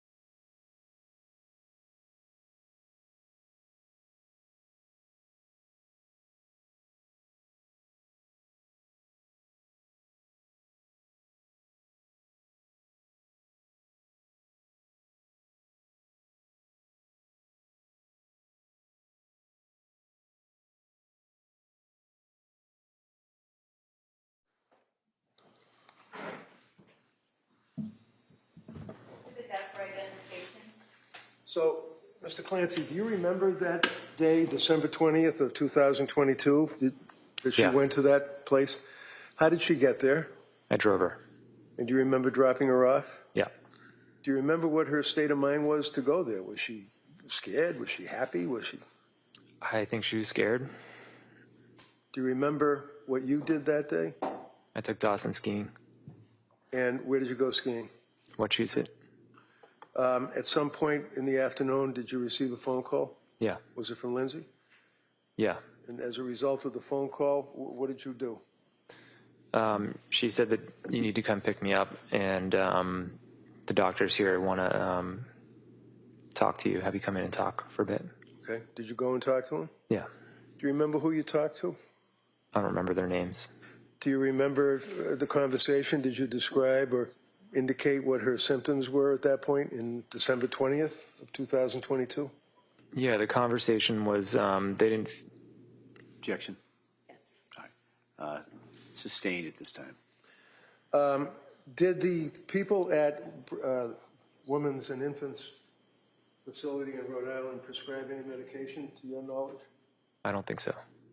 They provide any counseling or anything? I think they tried to, but they felt that it wasn't the right fit for Lindsay. Okay. Do you recall that, in fact, it was because of the drugs? They weren't sure what symptomology would be because of the drugs? Objection. Sustained. Do you recall whether or not the people at Women and Infants in Rhode Island reached out to Dr. Gelada? Objection. I don't think so. Well, if he knows. I don't think they did, no. And was it one day or half a day that she went to Women and Infants in Rhode Island? It was a half a day. Half a day. So after you pick her up and you bring her home, it's now you and the kids and Lindsay, and it's days before Christmas, right? Yeah, and her parents were there. Why were her parents there? They were visiting, trying to help out, and I took Dawson to Wachusett, so they stayed home with Cora and Kellen. Now, during that time frame in December of 22, maybe a little bit before, maybe after Thanksgiving, did your mom and dad and Lindsay's parents come to your house and try to help out with the kids? Yeah, I think it was separately, though. Yeah, of course, it would be separate. I mean, what would they do? Just be there, help out, play with them, to get takeout, play Scrabble. Did Lindsay's mother and father actually stay there and sleep in the basement for They did, yeah. time? Were you aware personally, let me back up, you and Lindsay as husband and wife would in effect sleep in the same bedroom, is that correct? Yeah. There was an occasion, though, that she said to you about you go downstairs, and then I think she ended up downstairs? Yeah, for the purposes of her getting better sleep. And for her purposes of getting better sleep, were you aware that on one occasion she used a gummy, a sleep aid gummy? Did you know that? I don't recall that, but we did have them in the house. Okay. Now, to your knowledge, was Lindsay a person that liked to smoke the weed and use the CBDs oils and all that stuff, or did she not imbibe in I that? don't know. She didn't smoke. So you had these gummies in the house, sleep aid, right? I mean, some people might call them a sleep aid. Okay. Heading into the holidays of 22, do you recall where you spent Christmas? I think it was at our house. We celebrated Cora's birthday. And then I think we actually went down to Wallingford, Connecticut to be with her parents after. Her parents? Yeah. Okay. And then heading into January of 23, who did she then see for doctors or nurse practitioners, if you know? After she got back from McLean, Yes. she switched back to Jennifer Tufts. Now, before she switches back to Tufts in January, on New Year's of 2022, 2023, you guys drive to Boston go to MGH, and ultimately she turns herself into McLean Hospital, right? Right. Now, McLean Hospital is basically a locked ward facility, correct? Correct. Was she allowed to just wander around and leave the place whenever she wanted? She couldn't leave, but Couldn't leave. inside she could go to different areas. Can you tell the jury what her state of mind was as she went to McLean Hospital with her husband on New Year's 23 at that point? She was scared. She didn't want to go, but I think it was the second time we went to the ER, and I said, "You have to go."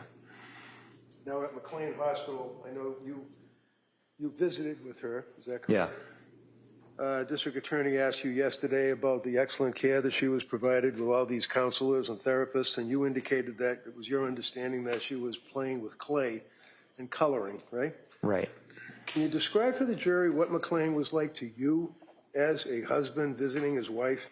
In other words, were there doctors, were there nurses, were there people in the hallways? What I saw was it looked like mainly nurses. It was the tail end of COVID, so they were mostly behind this plastic covered area. And it could have been just the time of day that I visited, but people were hanging around, watching TV, playing with clay. Do you know whether or not she saw a doctor, psychiatrist, ultimately from McLean Hospital? I was not aware of that. The only one I was aware of it was the doctor on the second to last or final day. And what was that, Dr. Goodhart? Yeah. And did you speak to Dr. Goodhart? I ended up calling her. Let's call her. I wanted to see what her evaluation was. And so I gave her a call, and we spoke, and she said, she's clearly depressed. Sustained. Okay. So you spoke to Dr. Goodhart. Yeah. Did Dr. Goodhart, to your knowledge, prescribe any medication? I think she recommended medication, and then How many medications did she recommend? I don't know if she recommended multiple. I want to say it was Cymbalta, but she said, check with your doctor and make a decision. So when Lindsay left, it was because she wanted to leave one day early because of Cora's birthday. Is that right? I didn't think it was. I don't think it was one day early. I think she had a 5-day stay, which at the time was my understanding was that was pretty standard. And yeah, she did want to attend Cora's birthday. So there's no doubt, sir, in your mind that when she was discharged from McLean, that you got these, right? McLean? Yes. Yeah. That when she was discharged from McLean Hospital, it was not against medical advice. The doctors gave her a bill of health and let her go with you, right? Right. And offer the McLean records. Any objection? No. All right, they may be admitted.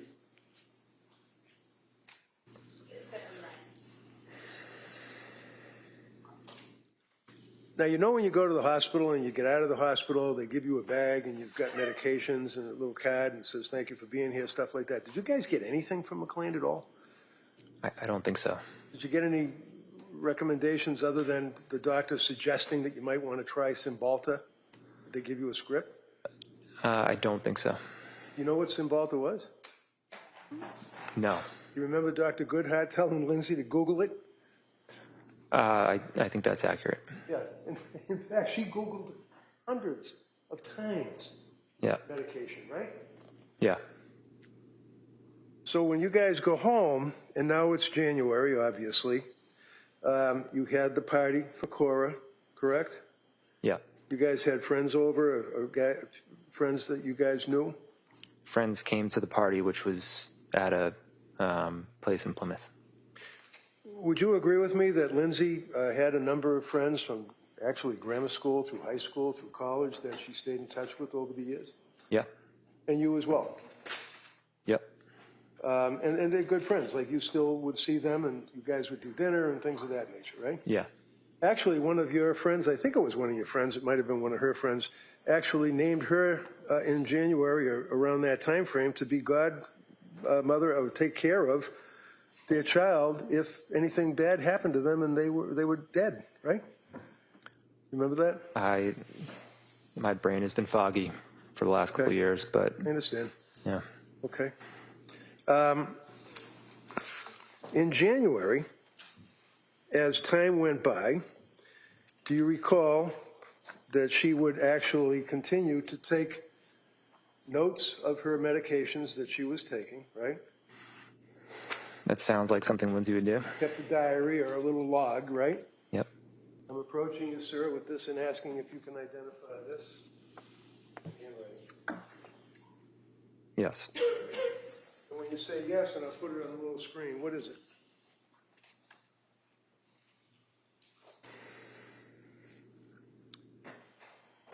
It's the dosage of medication that she took and how she's feeling. So this is kind of like a little medical diary that she was keeping. Yeah. For example, here you see on that 5 milligrams Valium, 200 Seroquel, slept well, horrible thoughts in the morning, right? Yeah. And did she at some point, I think the DA had asked you, I'm going to offer this, Your Honor, if I may. Any objection? No. That may be admitted. Thank you.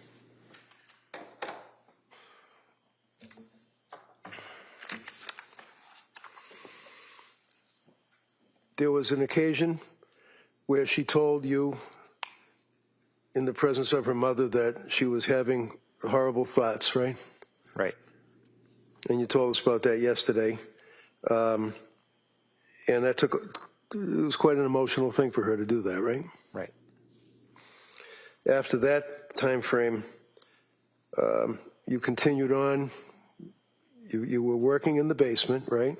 Yeah. I shouldn't say basement. It was a finished place, right? Finished basement, yeah. And that was where you worked on a regular basis. Is that right? Yeah. Would that be a 40-hour week or longer? It varied, but yeah, roughly 40 hours. And I know it was maybe COVID, tail end of COVID, but one of the other reasons that you did that was so you could be home and help out. Is that right? Yeah, I worked from home since 2018. Okay. But yeah, I built an office down there. So you were always there. Yeah. Not always, but you were down there when you would work. When I wasn't traveling, yeah, I was there. Okay. So when would you travel? Tell us about that. I really didn't travel actually much during COVID, just towards the end and once in November. November of what year? 2022. November of 2022. But before that, I traveled extensively. But let's look at November of 2022. November of 2022 is a month before she is telling you and her mother that she was having thoughts about hurting the children, right? Right. It's November of 2022, and you traveled. Where did you travel to? New York. And how long were you there, sir? 2 nights. And who took care of the kids? Lindsay. Sorry? Lindsay took care of the kids. Lindsay. So for 2 days, 2 nights, a month and a week or so before she killed the children, she was home with the kids for 2 days. Is that right? Right. Fair to say that you also had your friends that you would do brunch with on occasion, Sundays or weeknights or whenever, guys night type thing? Yeah. And you'd be out with your friends. If she wanted to kill the kids, she certainly could have done it that time when you're out, right? In theory. As opposed to sending you on a 3-minute trip to CVS and a 9-minute trip to a restaurant, you were away for 2 days in November and on a number of occasions for brunch, as well as skiing, right? You're a pretty active guy. Yeah. Right?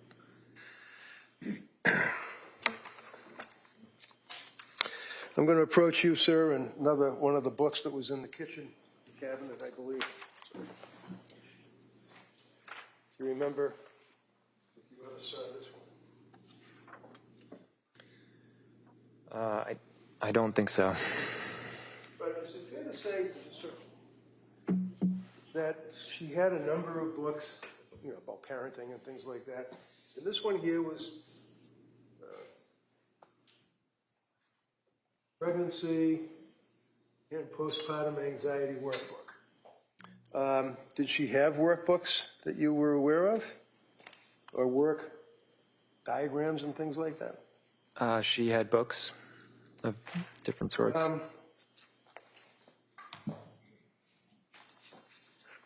So you can't identify this as being in the kitchen, right? I don't recall seeing that book. No. Am I marking Yeah. his ID? Sure. Thank you. For identification.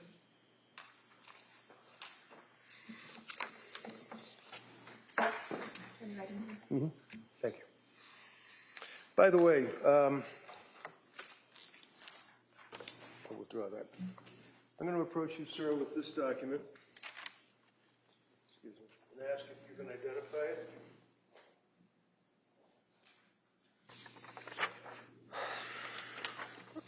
It says postpartum depression and anxiety patient information sheet. And if you go towards the end there, does it appear to be her writing in it?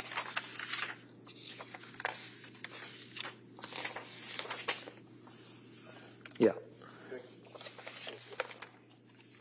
Cut off in this one. No objection. All right, that may be admitted.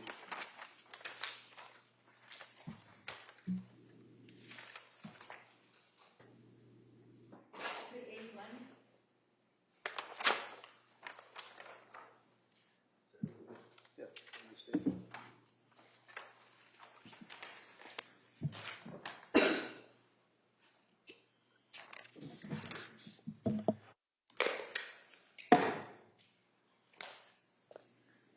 Now, sir, looking at this item, it's got a bunch of flowers on the front.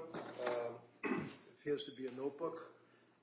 Is it your understanding that the state police went in your house and they seized all sorts of items, such as this? Yep. So we don't have originals that the police do, but these are Right. copies. Fair and accurate? Yeah. Is that the caption that you were referring to? Yes. Postpartum depression and anxiety. Yes. And at the end of this particular document, you would agree, sir, that it has writing? Oops. Yeah. And whose writing is that? Lindsay's. And is this like a book or notes that she would take documenting on a daily basis any effect that she had from postpartum? It appears to be the case. Yeah.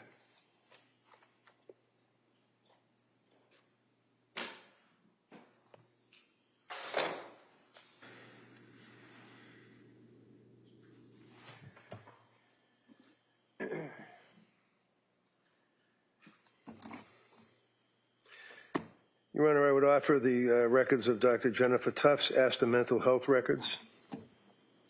No Oh, objection. all right, that may be, they may be admitted. I'm going to have to, I think, maybe talk to the DA about this, because I do have a lot of tabs and notes in this one. I know we have clean copies, right? We have a clean copy we were planning to admit, All right. so that's Good. not a problem. Okay. So we'll enter that, and then before, we can then substitute it with a clean copy. Thank you. Exhibit H for identification.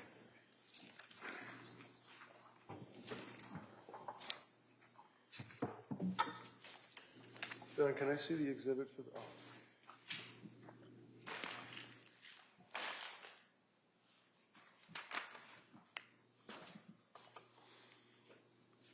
One of the things that you had identified yesterday was the document that you obtained from CVS, is that correct? Yes. It sets forth all of the medications that were purchased by Lindsay by prescription from the physicians that she had seen during that period of time, correct? Correct. And you indicated yesterday that the police had seized a number of pill bottles, and then you also had a number of pill bottles, is that right? Right. And the pill bottles that you had, do you recall, what are the circumstances that you had them in a bag in your car? The reason I had them in a bag is because sometimes a provider would adjust medications. So, for example, I do remember Lindsay had a prescription of Ativan, and then a few days later they wanted to increase the dosage because it wasn't effective. So what they would do is they would say, give that old prescription to your husband, he'll discard it, and then continue taking from the new prescription. When the DA yesterday went through that there were scripts and there were pills with a 30 count, but then there's 27 and 3 were gone, but that's because she wasn't taking her medication. That's not the case. It was what you were told to do, right? Correct. Yeah. Without that context, it paints a different picture. Exhibit 2 would be the pills that you had turned in, I believe. Is that correct? That were in your bag, in your car? Right. I know you can't tell from looking at the bag. I remembered it's Exhibit 2, though. Okay. Wednesday, January 24th, one of the troopers located 4 medication bottles, and at some point on the 26th, at about 2:30 in the afternoon, bottles were then documented by the police. When was it, if you know, that you turned these items in to the police? I believe it was after the event. I don't remember the exact date, but I remember I told them I do have other prescriptions in my truck still, and I gave them to them. Okay.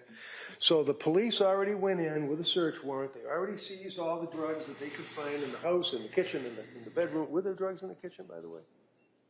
Yeah. They're all over the place, right? Yeah. And they seized them, right? Yeah. And then you, to be cooperative, told the police that you also had pills in your car, and you went to the DA's office and gave them to Attorney Sprague and the state police, right? Right. But to be clear, those were discontinued prescriptions. These are the ones like that she stopped. Correct. All right. And then you had new prescriptions, so there were new prescriptions that were prescribed to her, right? Yes. Now, when I met with you in the house, long after the state police had gone and finished their search, you recall that we went up to the bedroom and I removed this from the nightstand right next to the bed. Yeah. Can you tell us what that is? What is this? Is it a drawer, obviously? That's the drawer that goes into the nightstand. And inside the drawer, sir, do you recall that there were a number of items that I see? Trazodone, Lindsay Clancy, prescribed on January 5, 23. Creatinine, January.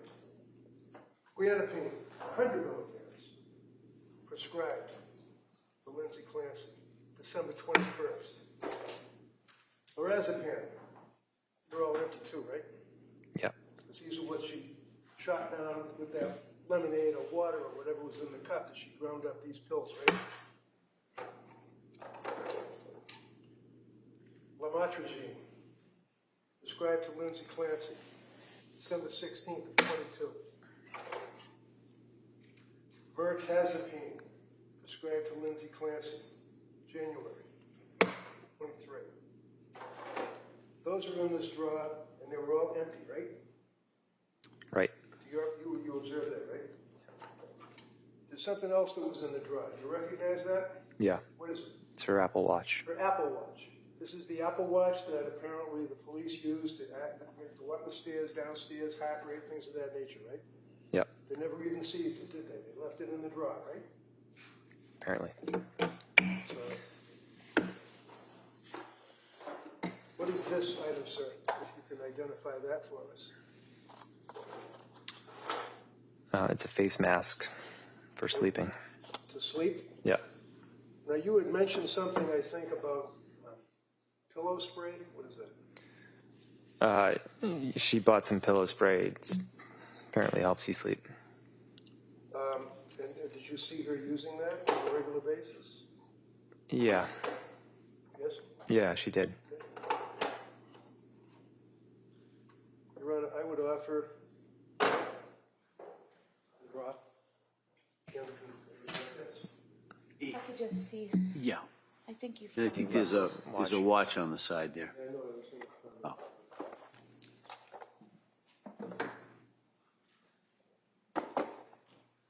No objection. Okay. Do you want to put that in as one exhibit? Sure. Okay.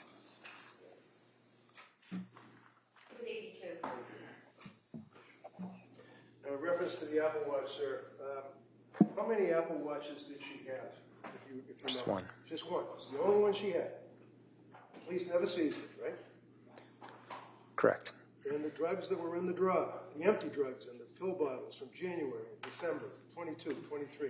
The police never seized them, did they? No. I'm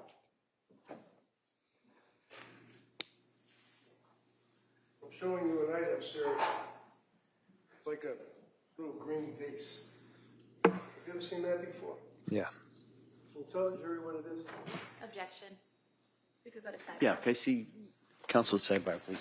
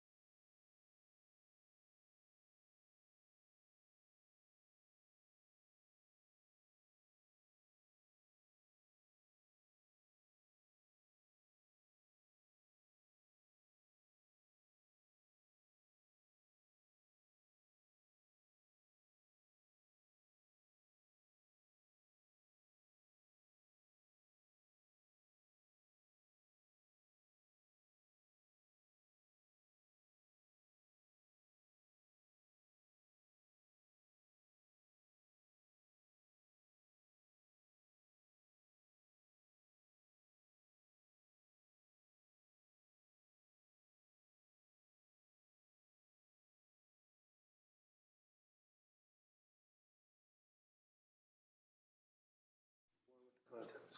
Thank you.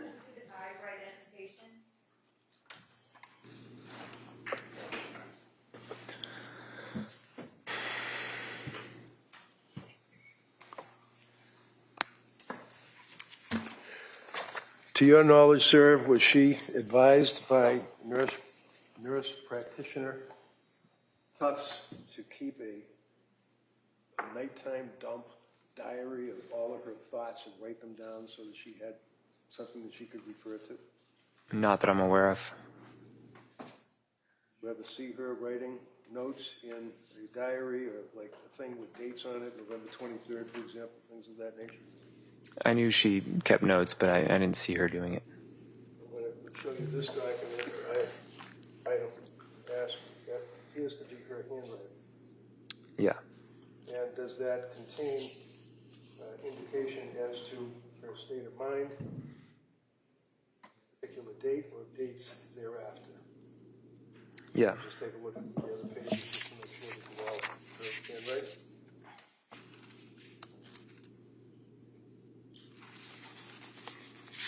Yeah. You want to write it off for this? Como? Can I see it, please? Yeah. Again, I got it from the state police, so let's assume you guys have it. No objection. Okay. That may be admitted.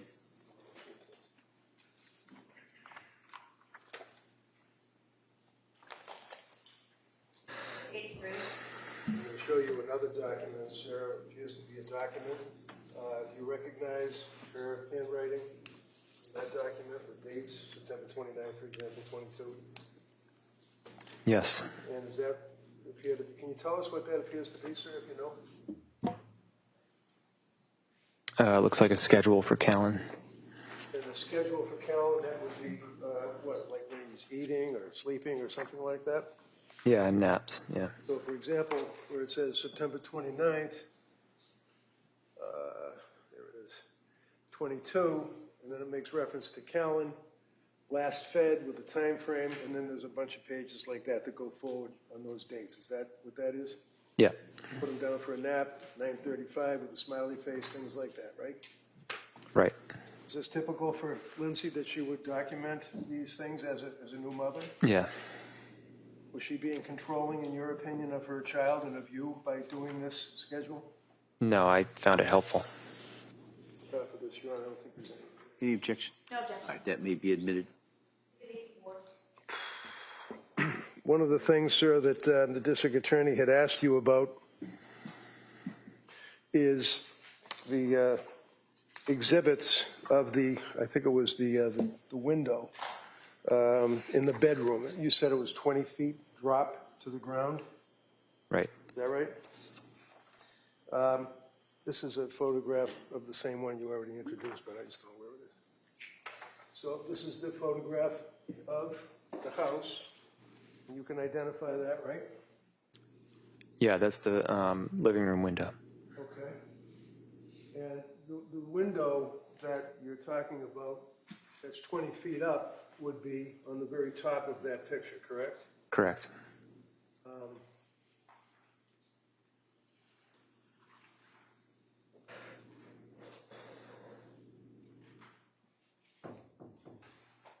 Now, when you identified this picture, I can't see it. You see that there's some kind of an orange ball. It appears to be an orange ball underneath the sill Yeah. to the left. And it appears to be red marks or red spots, like possibly blood above it. Yep. Can you tell the jurors what that little orange ball is? Yeah, we had a woodpecker who would peck at the house and create holes. That's why I prepared some of the other sections too. And I took some foam and filled the hole.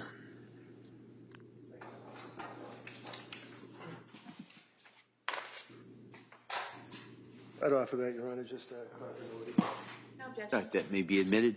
And I'd also, if I may, just the top picture, I believe is also, see where it looks like fingerprints or blood on the edge of the window on the second floor. You see that? That's from the house? Yeah. Excuse me, Attorney Reddy. Yeah. Okay, so, I'm talking about the hornet thing right here. And then this is, I see on this top here. Okay, so you see on the top of this window here, it's not a very good picture. Underneath the hornet thing, you can see it, but in the exhibit, you can see there's like blood drops or blood smears there. Yeah. I see it. That's the first floor window that's directly underneath the second floor window, right? Right. Okay. That offer these, Your Honor. Any objection? No. They may be admitted.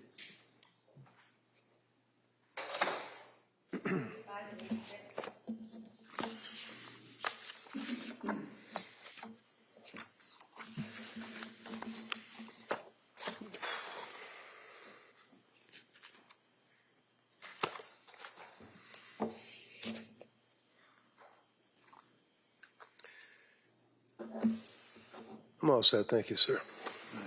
Commonwealth, redirect? Yes, Your Honor, thank you.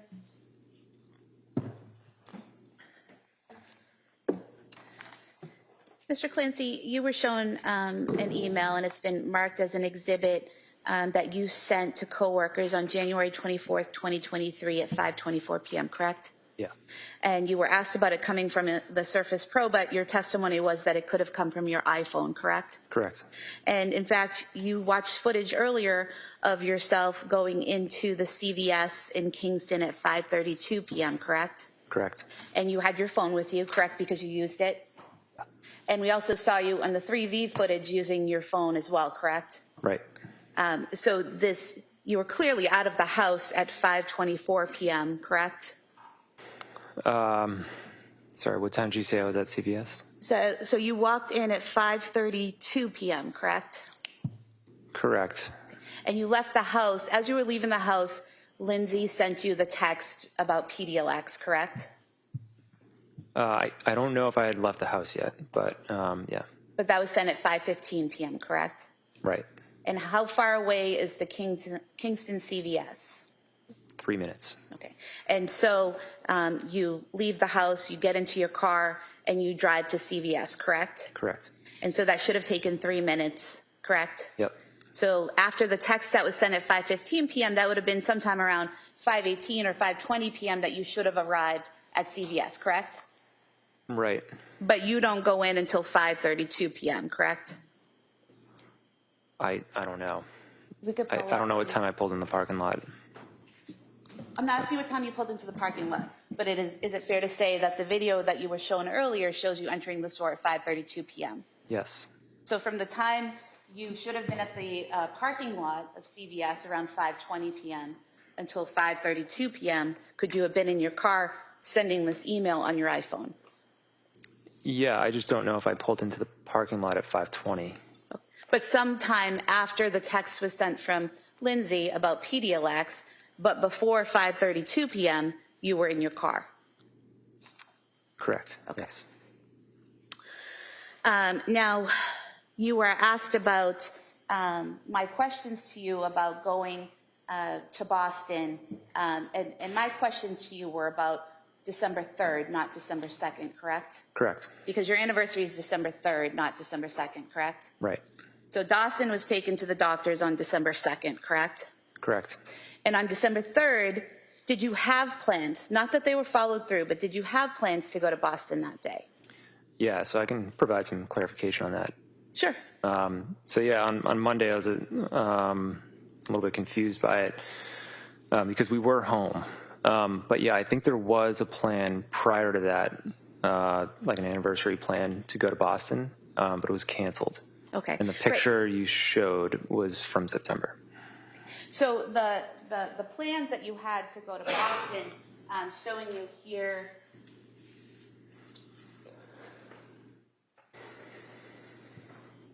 Some text messages between yourself and Lindsay. And here, there's one here that says, the spa, the Omni is booked, but you're on the wait list. As a backup, I have you booked for massage at the nearby IHG for 90 minutes at 1:45. Is that correct? Yeah. And then you later say we can get lunch and then head over. She responds, okay. And then you write that they'll let you use the gym and the pool while she's getting her massage. Is that correct? Right. And then you talk about plans for lunch and dinner. And so there were the plans, they just fell through, right? Yeah, we canceled them, yeah. So it's not as if I made that up out of thin air. That's here in the text messages, correct? Right, yeah. It was just confusing because we were home. But yeah, when I left, I recollected that, and then I found the picture, and the picture was from September. And was that from the wedding you went to? Yeah. If we could have the text messages marked as the next specific. Any objection? All right, that may be admitted. 87.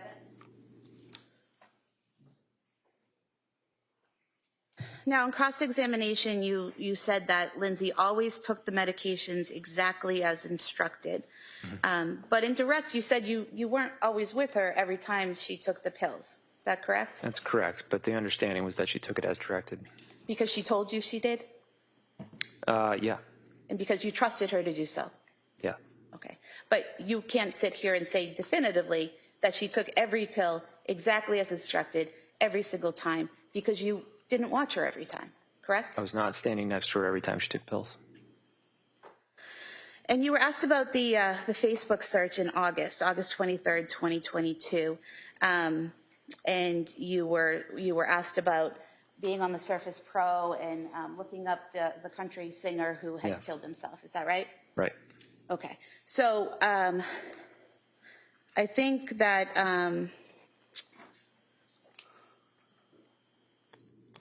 what you said when you were asked by defense counsel about whether or not you accidentally went to this site on methods of suicide, you said that could be likely, that might have happened. You're not sure, correct? It's so subtle that I don't remember specifically, but I do remember listening to Tom T. Hall. Okay. How often did you listen to him? It was like for a week. Okay. And so were you aware that on 8/23, August 23rd, 2022, at 9:40 a.m., someone signed into Lindsay's Facebook account on the Surface Pro? No. And then at 9:43 p.m. is when the Tom Hall site was accessed. Do you recall that? Yeah.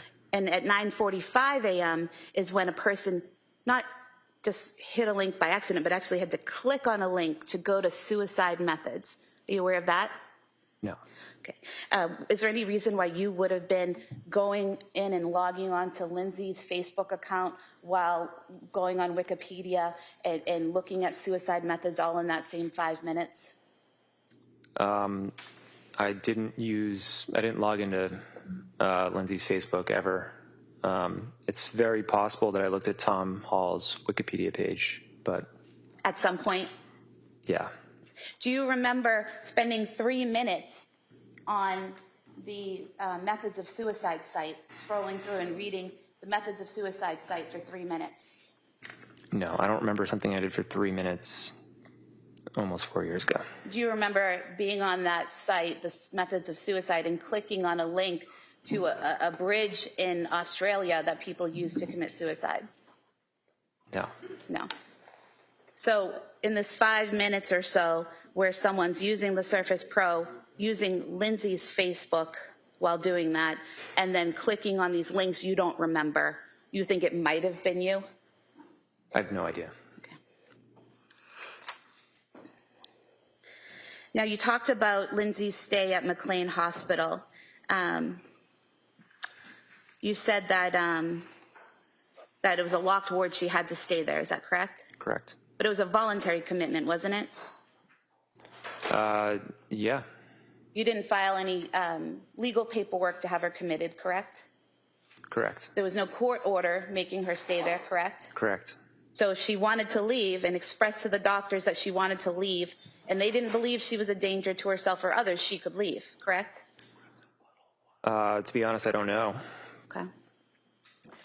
Now, you stated on direct examination that you visited her 2 times during the time that she was there at McLean, right? At least twice, yeah. And you said those were in the evening hours, is that correct? Yeah, afternoon, evening. Afternoon and evening. So you weren't there during the morning and early afternoon hours when they were offering these group therapies and when she was meeting with other practitioners? I wasn't there in the morning. Okay.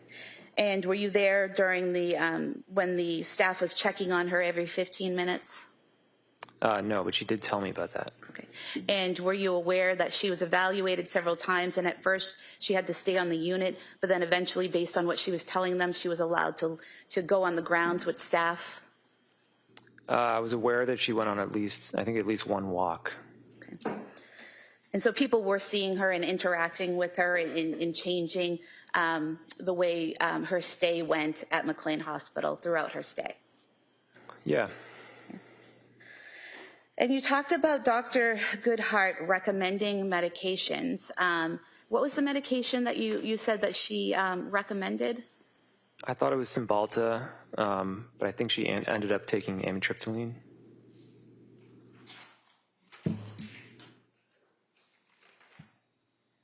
So, here at the CVS records that you provided.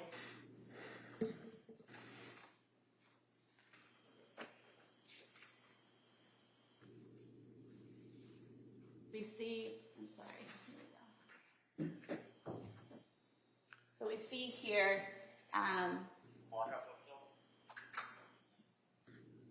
here we go. Aaliyah Goodhart, second from the bottom, Yep. trazodone, 50 milligrams. So you thought that Dr. Goodhart had just recommended medication when there was actually a prescription that was given by Dr. Goodhart, correct? Right, but I believe, so there's another one as well, lorazepam. I believe those were prescribed while she was staying there. And so they were filled at CVS and sent to McLean? Possibly. I remember there was an issue where she didn't have her medications when she went to McLean, so she needed them to be brought there. She was discharged on January 5th, correct? Right. Are you aware that this document from CVS says that the prescription for trazodone 50 milligrams prescribed by Dr. Aaliyah Goodhart was filled on January 5th, 2023? Right. Okay. And then the other prescription by Dr. Goodhart, the lorazepam, was also 1 milligram lorazepam, was also filled on January 5th, 2023, correct? Yeah. So that's when she was discharged, not while she was staying there, correct? Right, that's correct. So Dr. Goodhart did in fact prescribe medication for Lindsay, trazodone and Ativan, and not Cymbalta, correct? She recommended Cymbalta, but she wasn't the one who prescribed that. And in fact, no one prescribed that, correct? Because it ended up switching to amitriptyline. And the amitriptyline was prescribed by Dr. Jennifer Tufts, correct? Right. And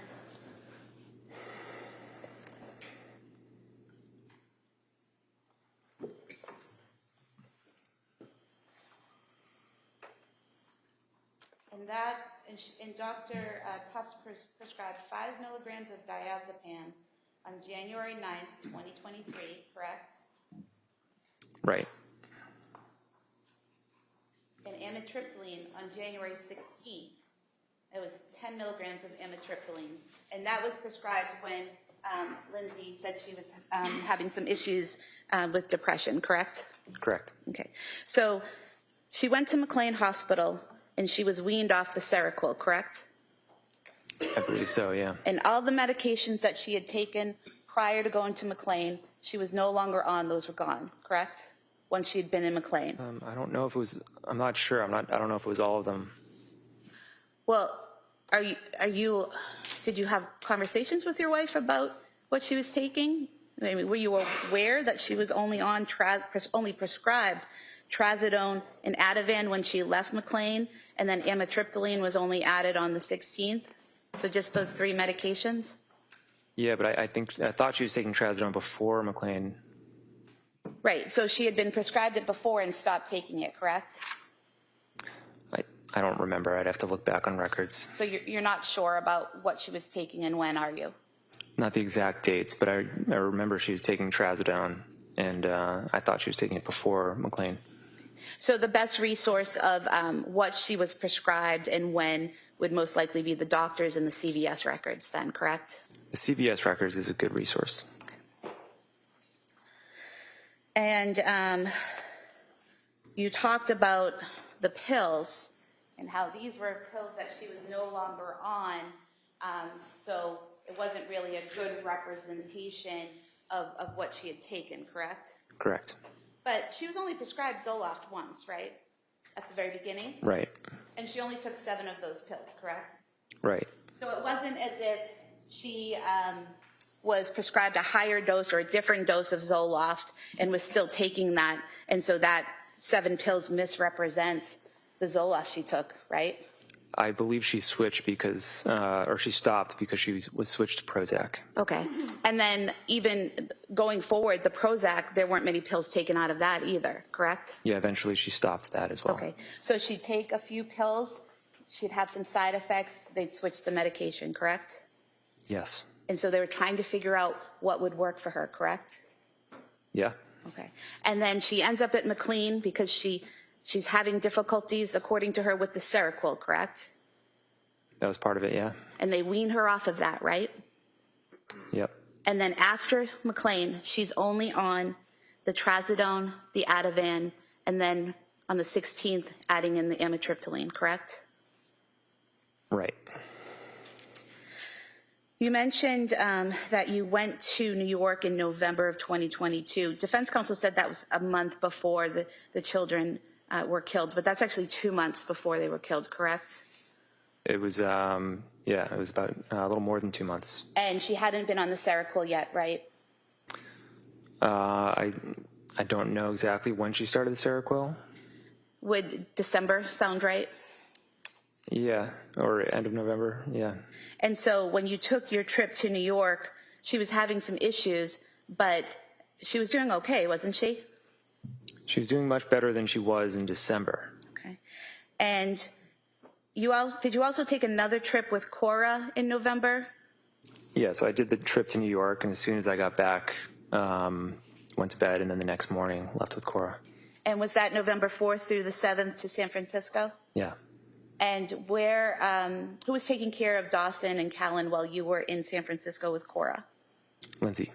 And so during your trip to New York, and then immediately after your trip to San Francisco with Cora, were there any issues or any problems, or did anything happen while Lindsay was caring for those kids? Nothing bad happened. She was, I would say her anxiety and depression was starting to tick up, but yeah, obviously nothing bad happened. Okay. And it's your testimony that things started to get worse in December. Is that correct? Correct. But it was also your testimony that after the stay at McLean, things got better, wasn't it? And she steadily progressed throughout January, getting better, right? Definitely, yeah. And on January 24th, 2023, you testified that that was one of her best days. Yeah.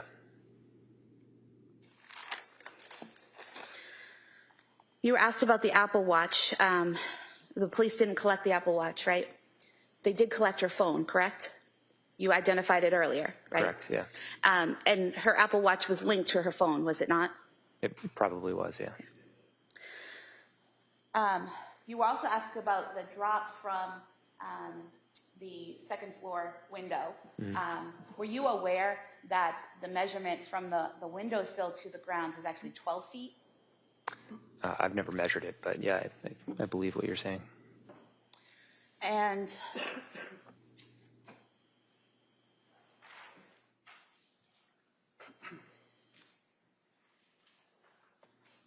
looking for one of the exhibits from defense counsel.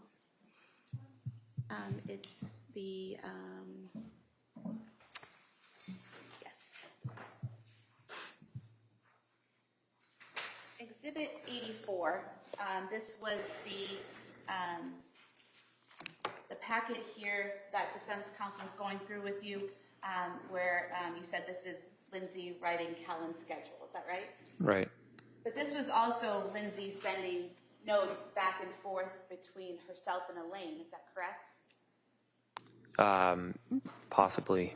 And there's different writing here, correct? You want to look at it? Yeah. For example, this first page after the cover, we have writing here that you said was Lindsay's, correct? It looks like it, yeah. And then down here, there's a note that's in different handwriting, correct? Yeah, I would say so. Okay. So were you aware that Lindsay was using this notebook to communicate back and forth with the nanny about Callan's care? She had different notebooks. She always had a notebook that she would leave for the babysitter, or for me.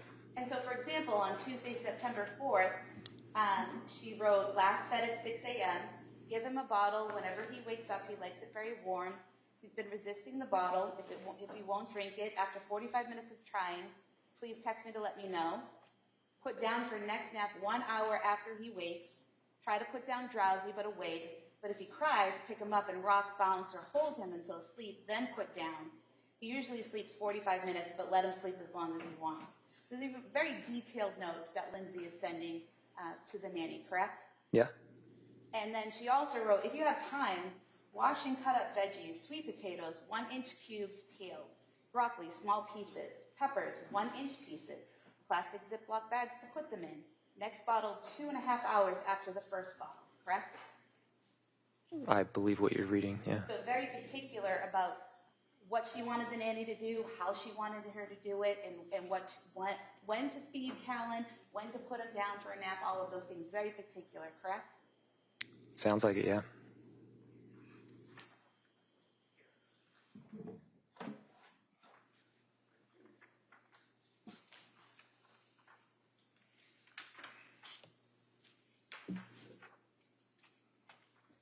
Again, Thursday, September 29th, 2022. Callan last fed at 8:45. Please put him down for a nap at 9:35. We will be home from gymnastics at 11:45. Clean clothes and dryer if you get to it.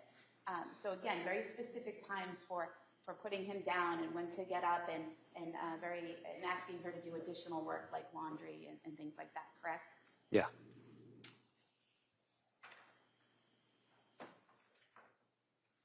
Again, October 6th, ate at 8:15, fell asleep at 8:40. Changing table is now in the bathroom.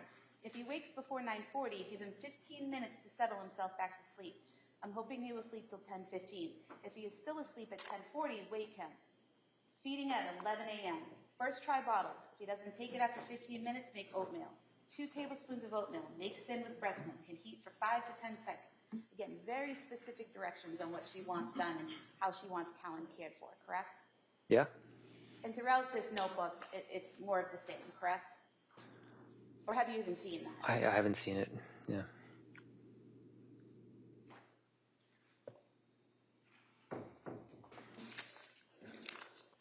I have nothing further, thank you. So which nanny was that? That would have been Elaine Rossi. And Elaine Rossi, how long was she the nanny for you guys? A month or two, yeah, probably 2 months. And then she just needed more hours and moved on, and Lindsay was home, so. Yeah, I think she preferred more hours. We couldn't really give it to her, and Lindsay was home anyways, so. And as far as the records are concerned, it's fair to say that Lindsay, as a concerned mother, would give instructions to people that would be taking care of her infant? Yeah, I would have done the same. A lot of discussion about these prescriptions and scripts from the different doctors, and one of the things you referenced was that you believe that she was on trazodone, and if I suggest to you that there was a Dr. Izad Parayarara Kavon on November 16th of 22 that prescribed 50 milligrams of trazodone while she was on buspirone and fluoxetine. Does that refresh your memory that in November she was prescribed 50 grams of trazodone? Yeah, I remember trazodone being like a part of the medication plan for a while. And one of the things that you did, as we talked about, is you went to CVS and you got a list of all the drugs, right? Right. And if I suggest to you, sir, that this is just an easy reference with different colors for different doctors of exactly what the CVS provided, does that appear to be fair and accurate of the scripts that were provided? Yeah. Can I see which one that is, please? No objection. Okay, that may be admitted. That's all I have, sir. Thank you. Okay. All right. Thank you, sir. You may step down. Thank you. Counsel, could I see you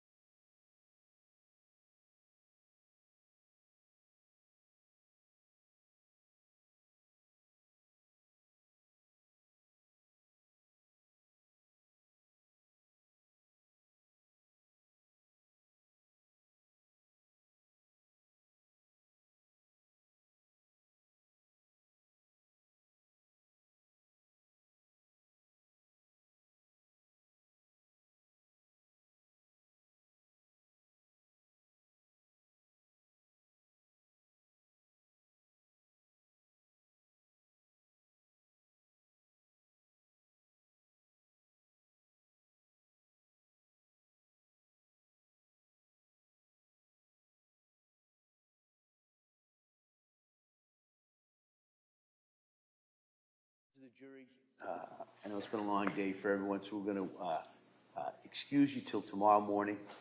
The hope is we'll start about 9, and kind of the same thing. We'll go to hopefully about 11, take a break at 11.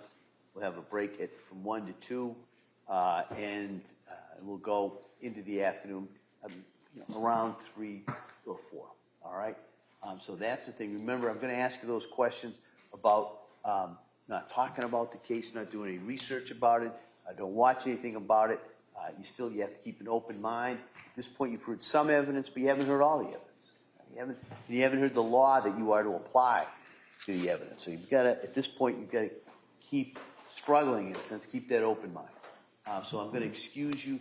I hope you have a nice evening. We'll come back here tomorrow morning. If I forget to tell you, tomorrow, Friday, we're still on schedule to take that view, and then we'll deal with the schedule when you come in tomorrow. But that's, as best I can tell you, that's the schedule for tomorrow.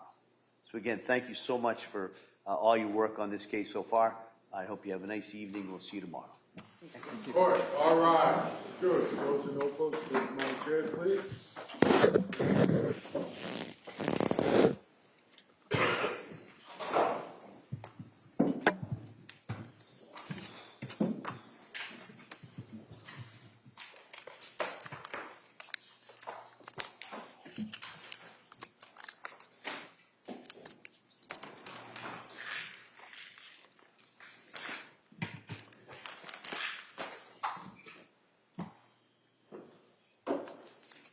All right.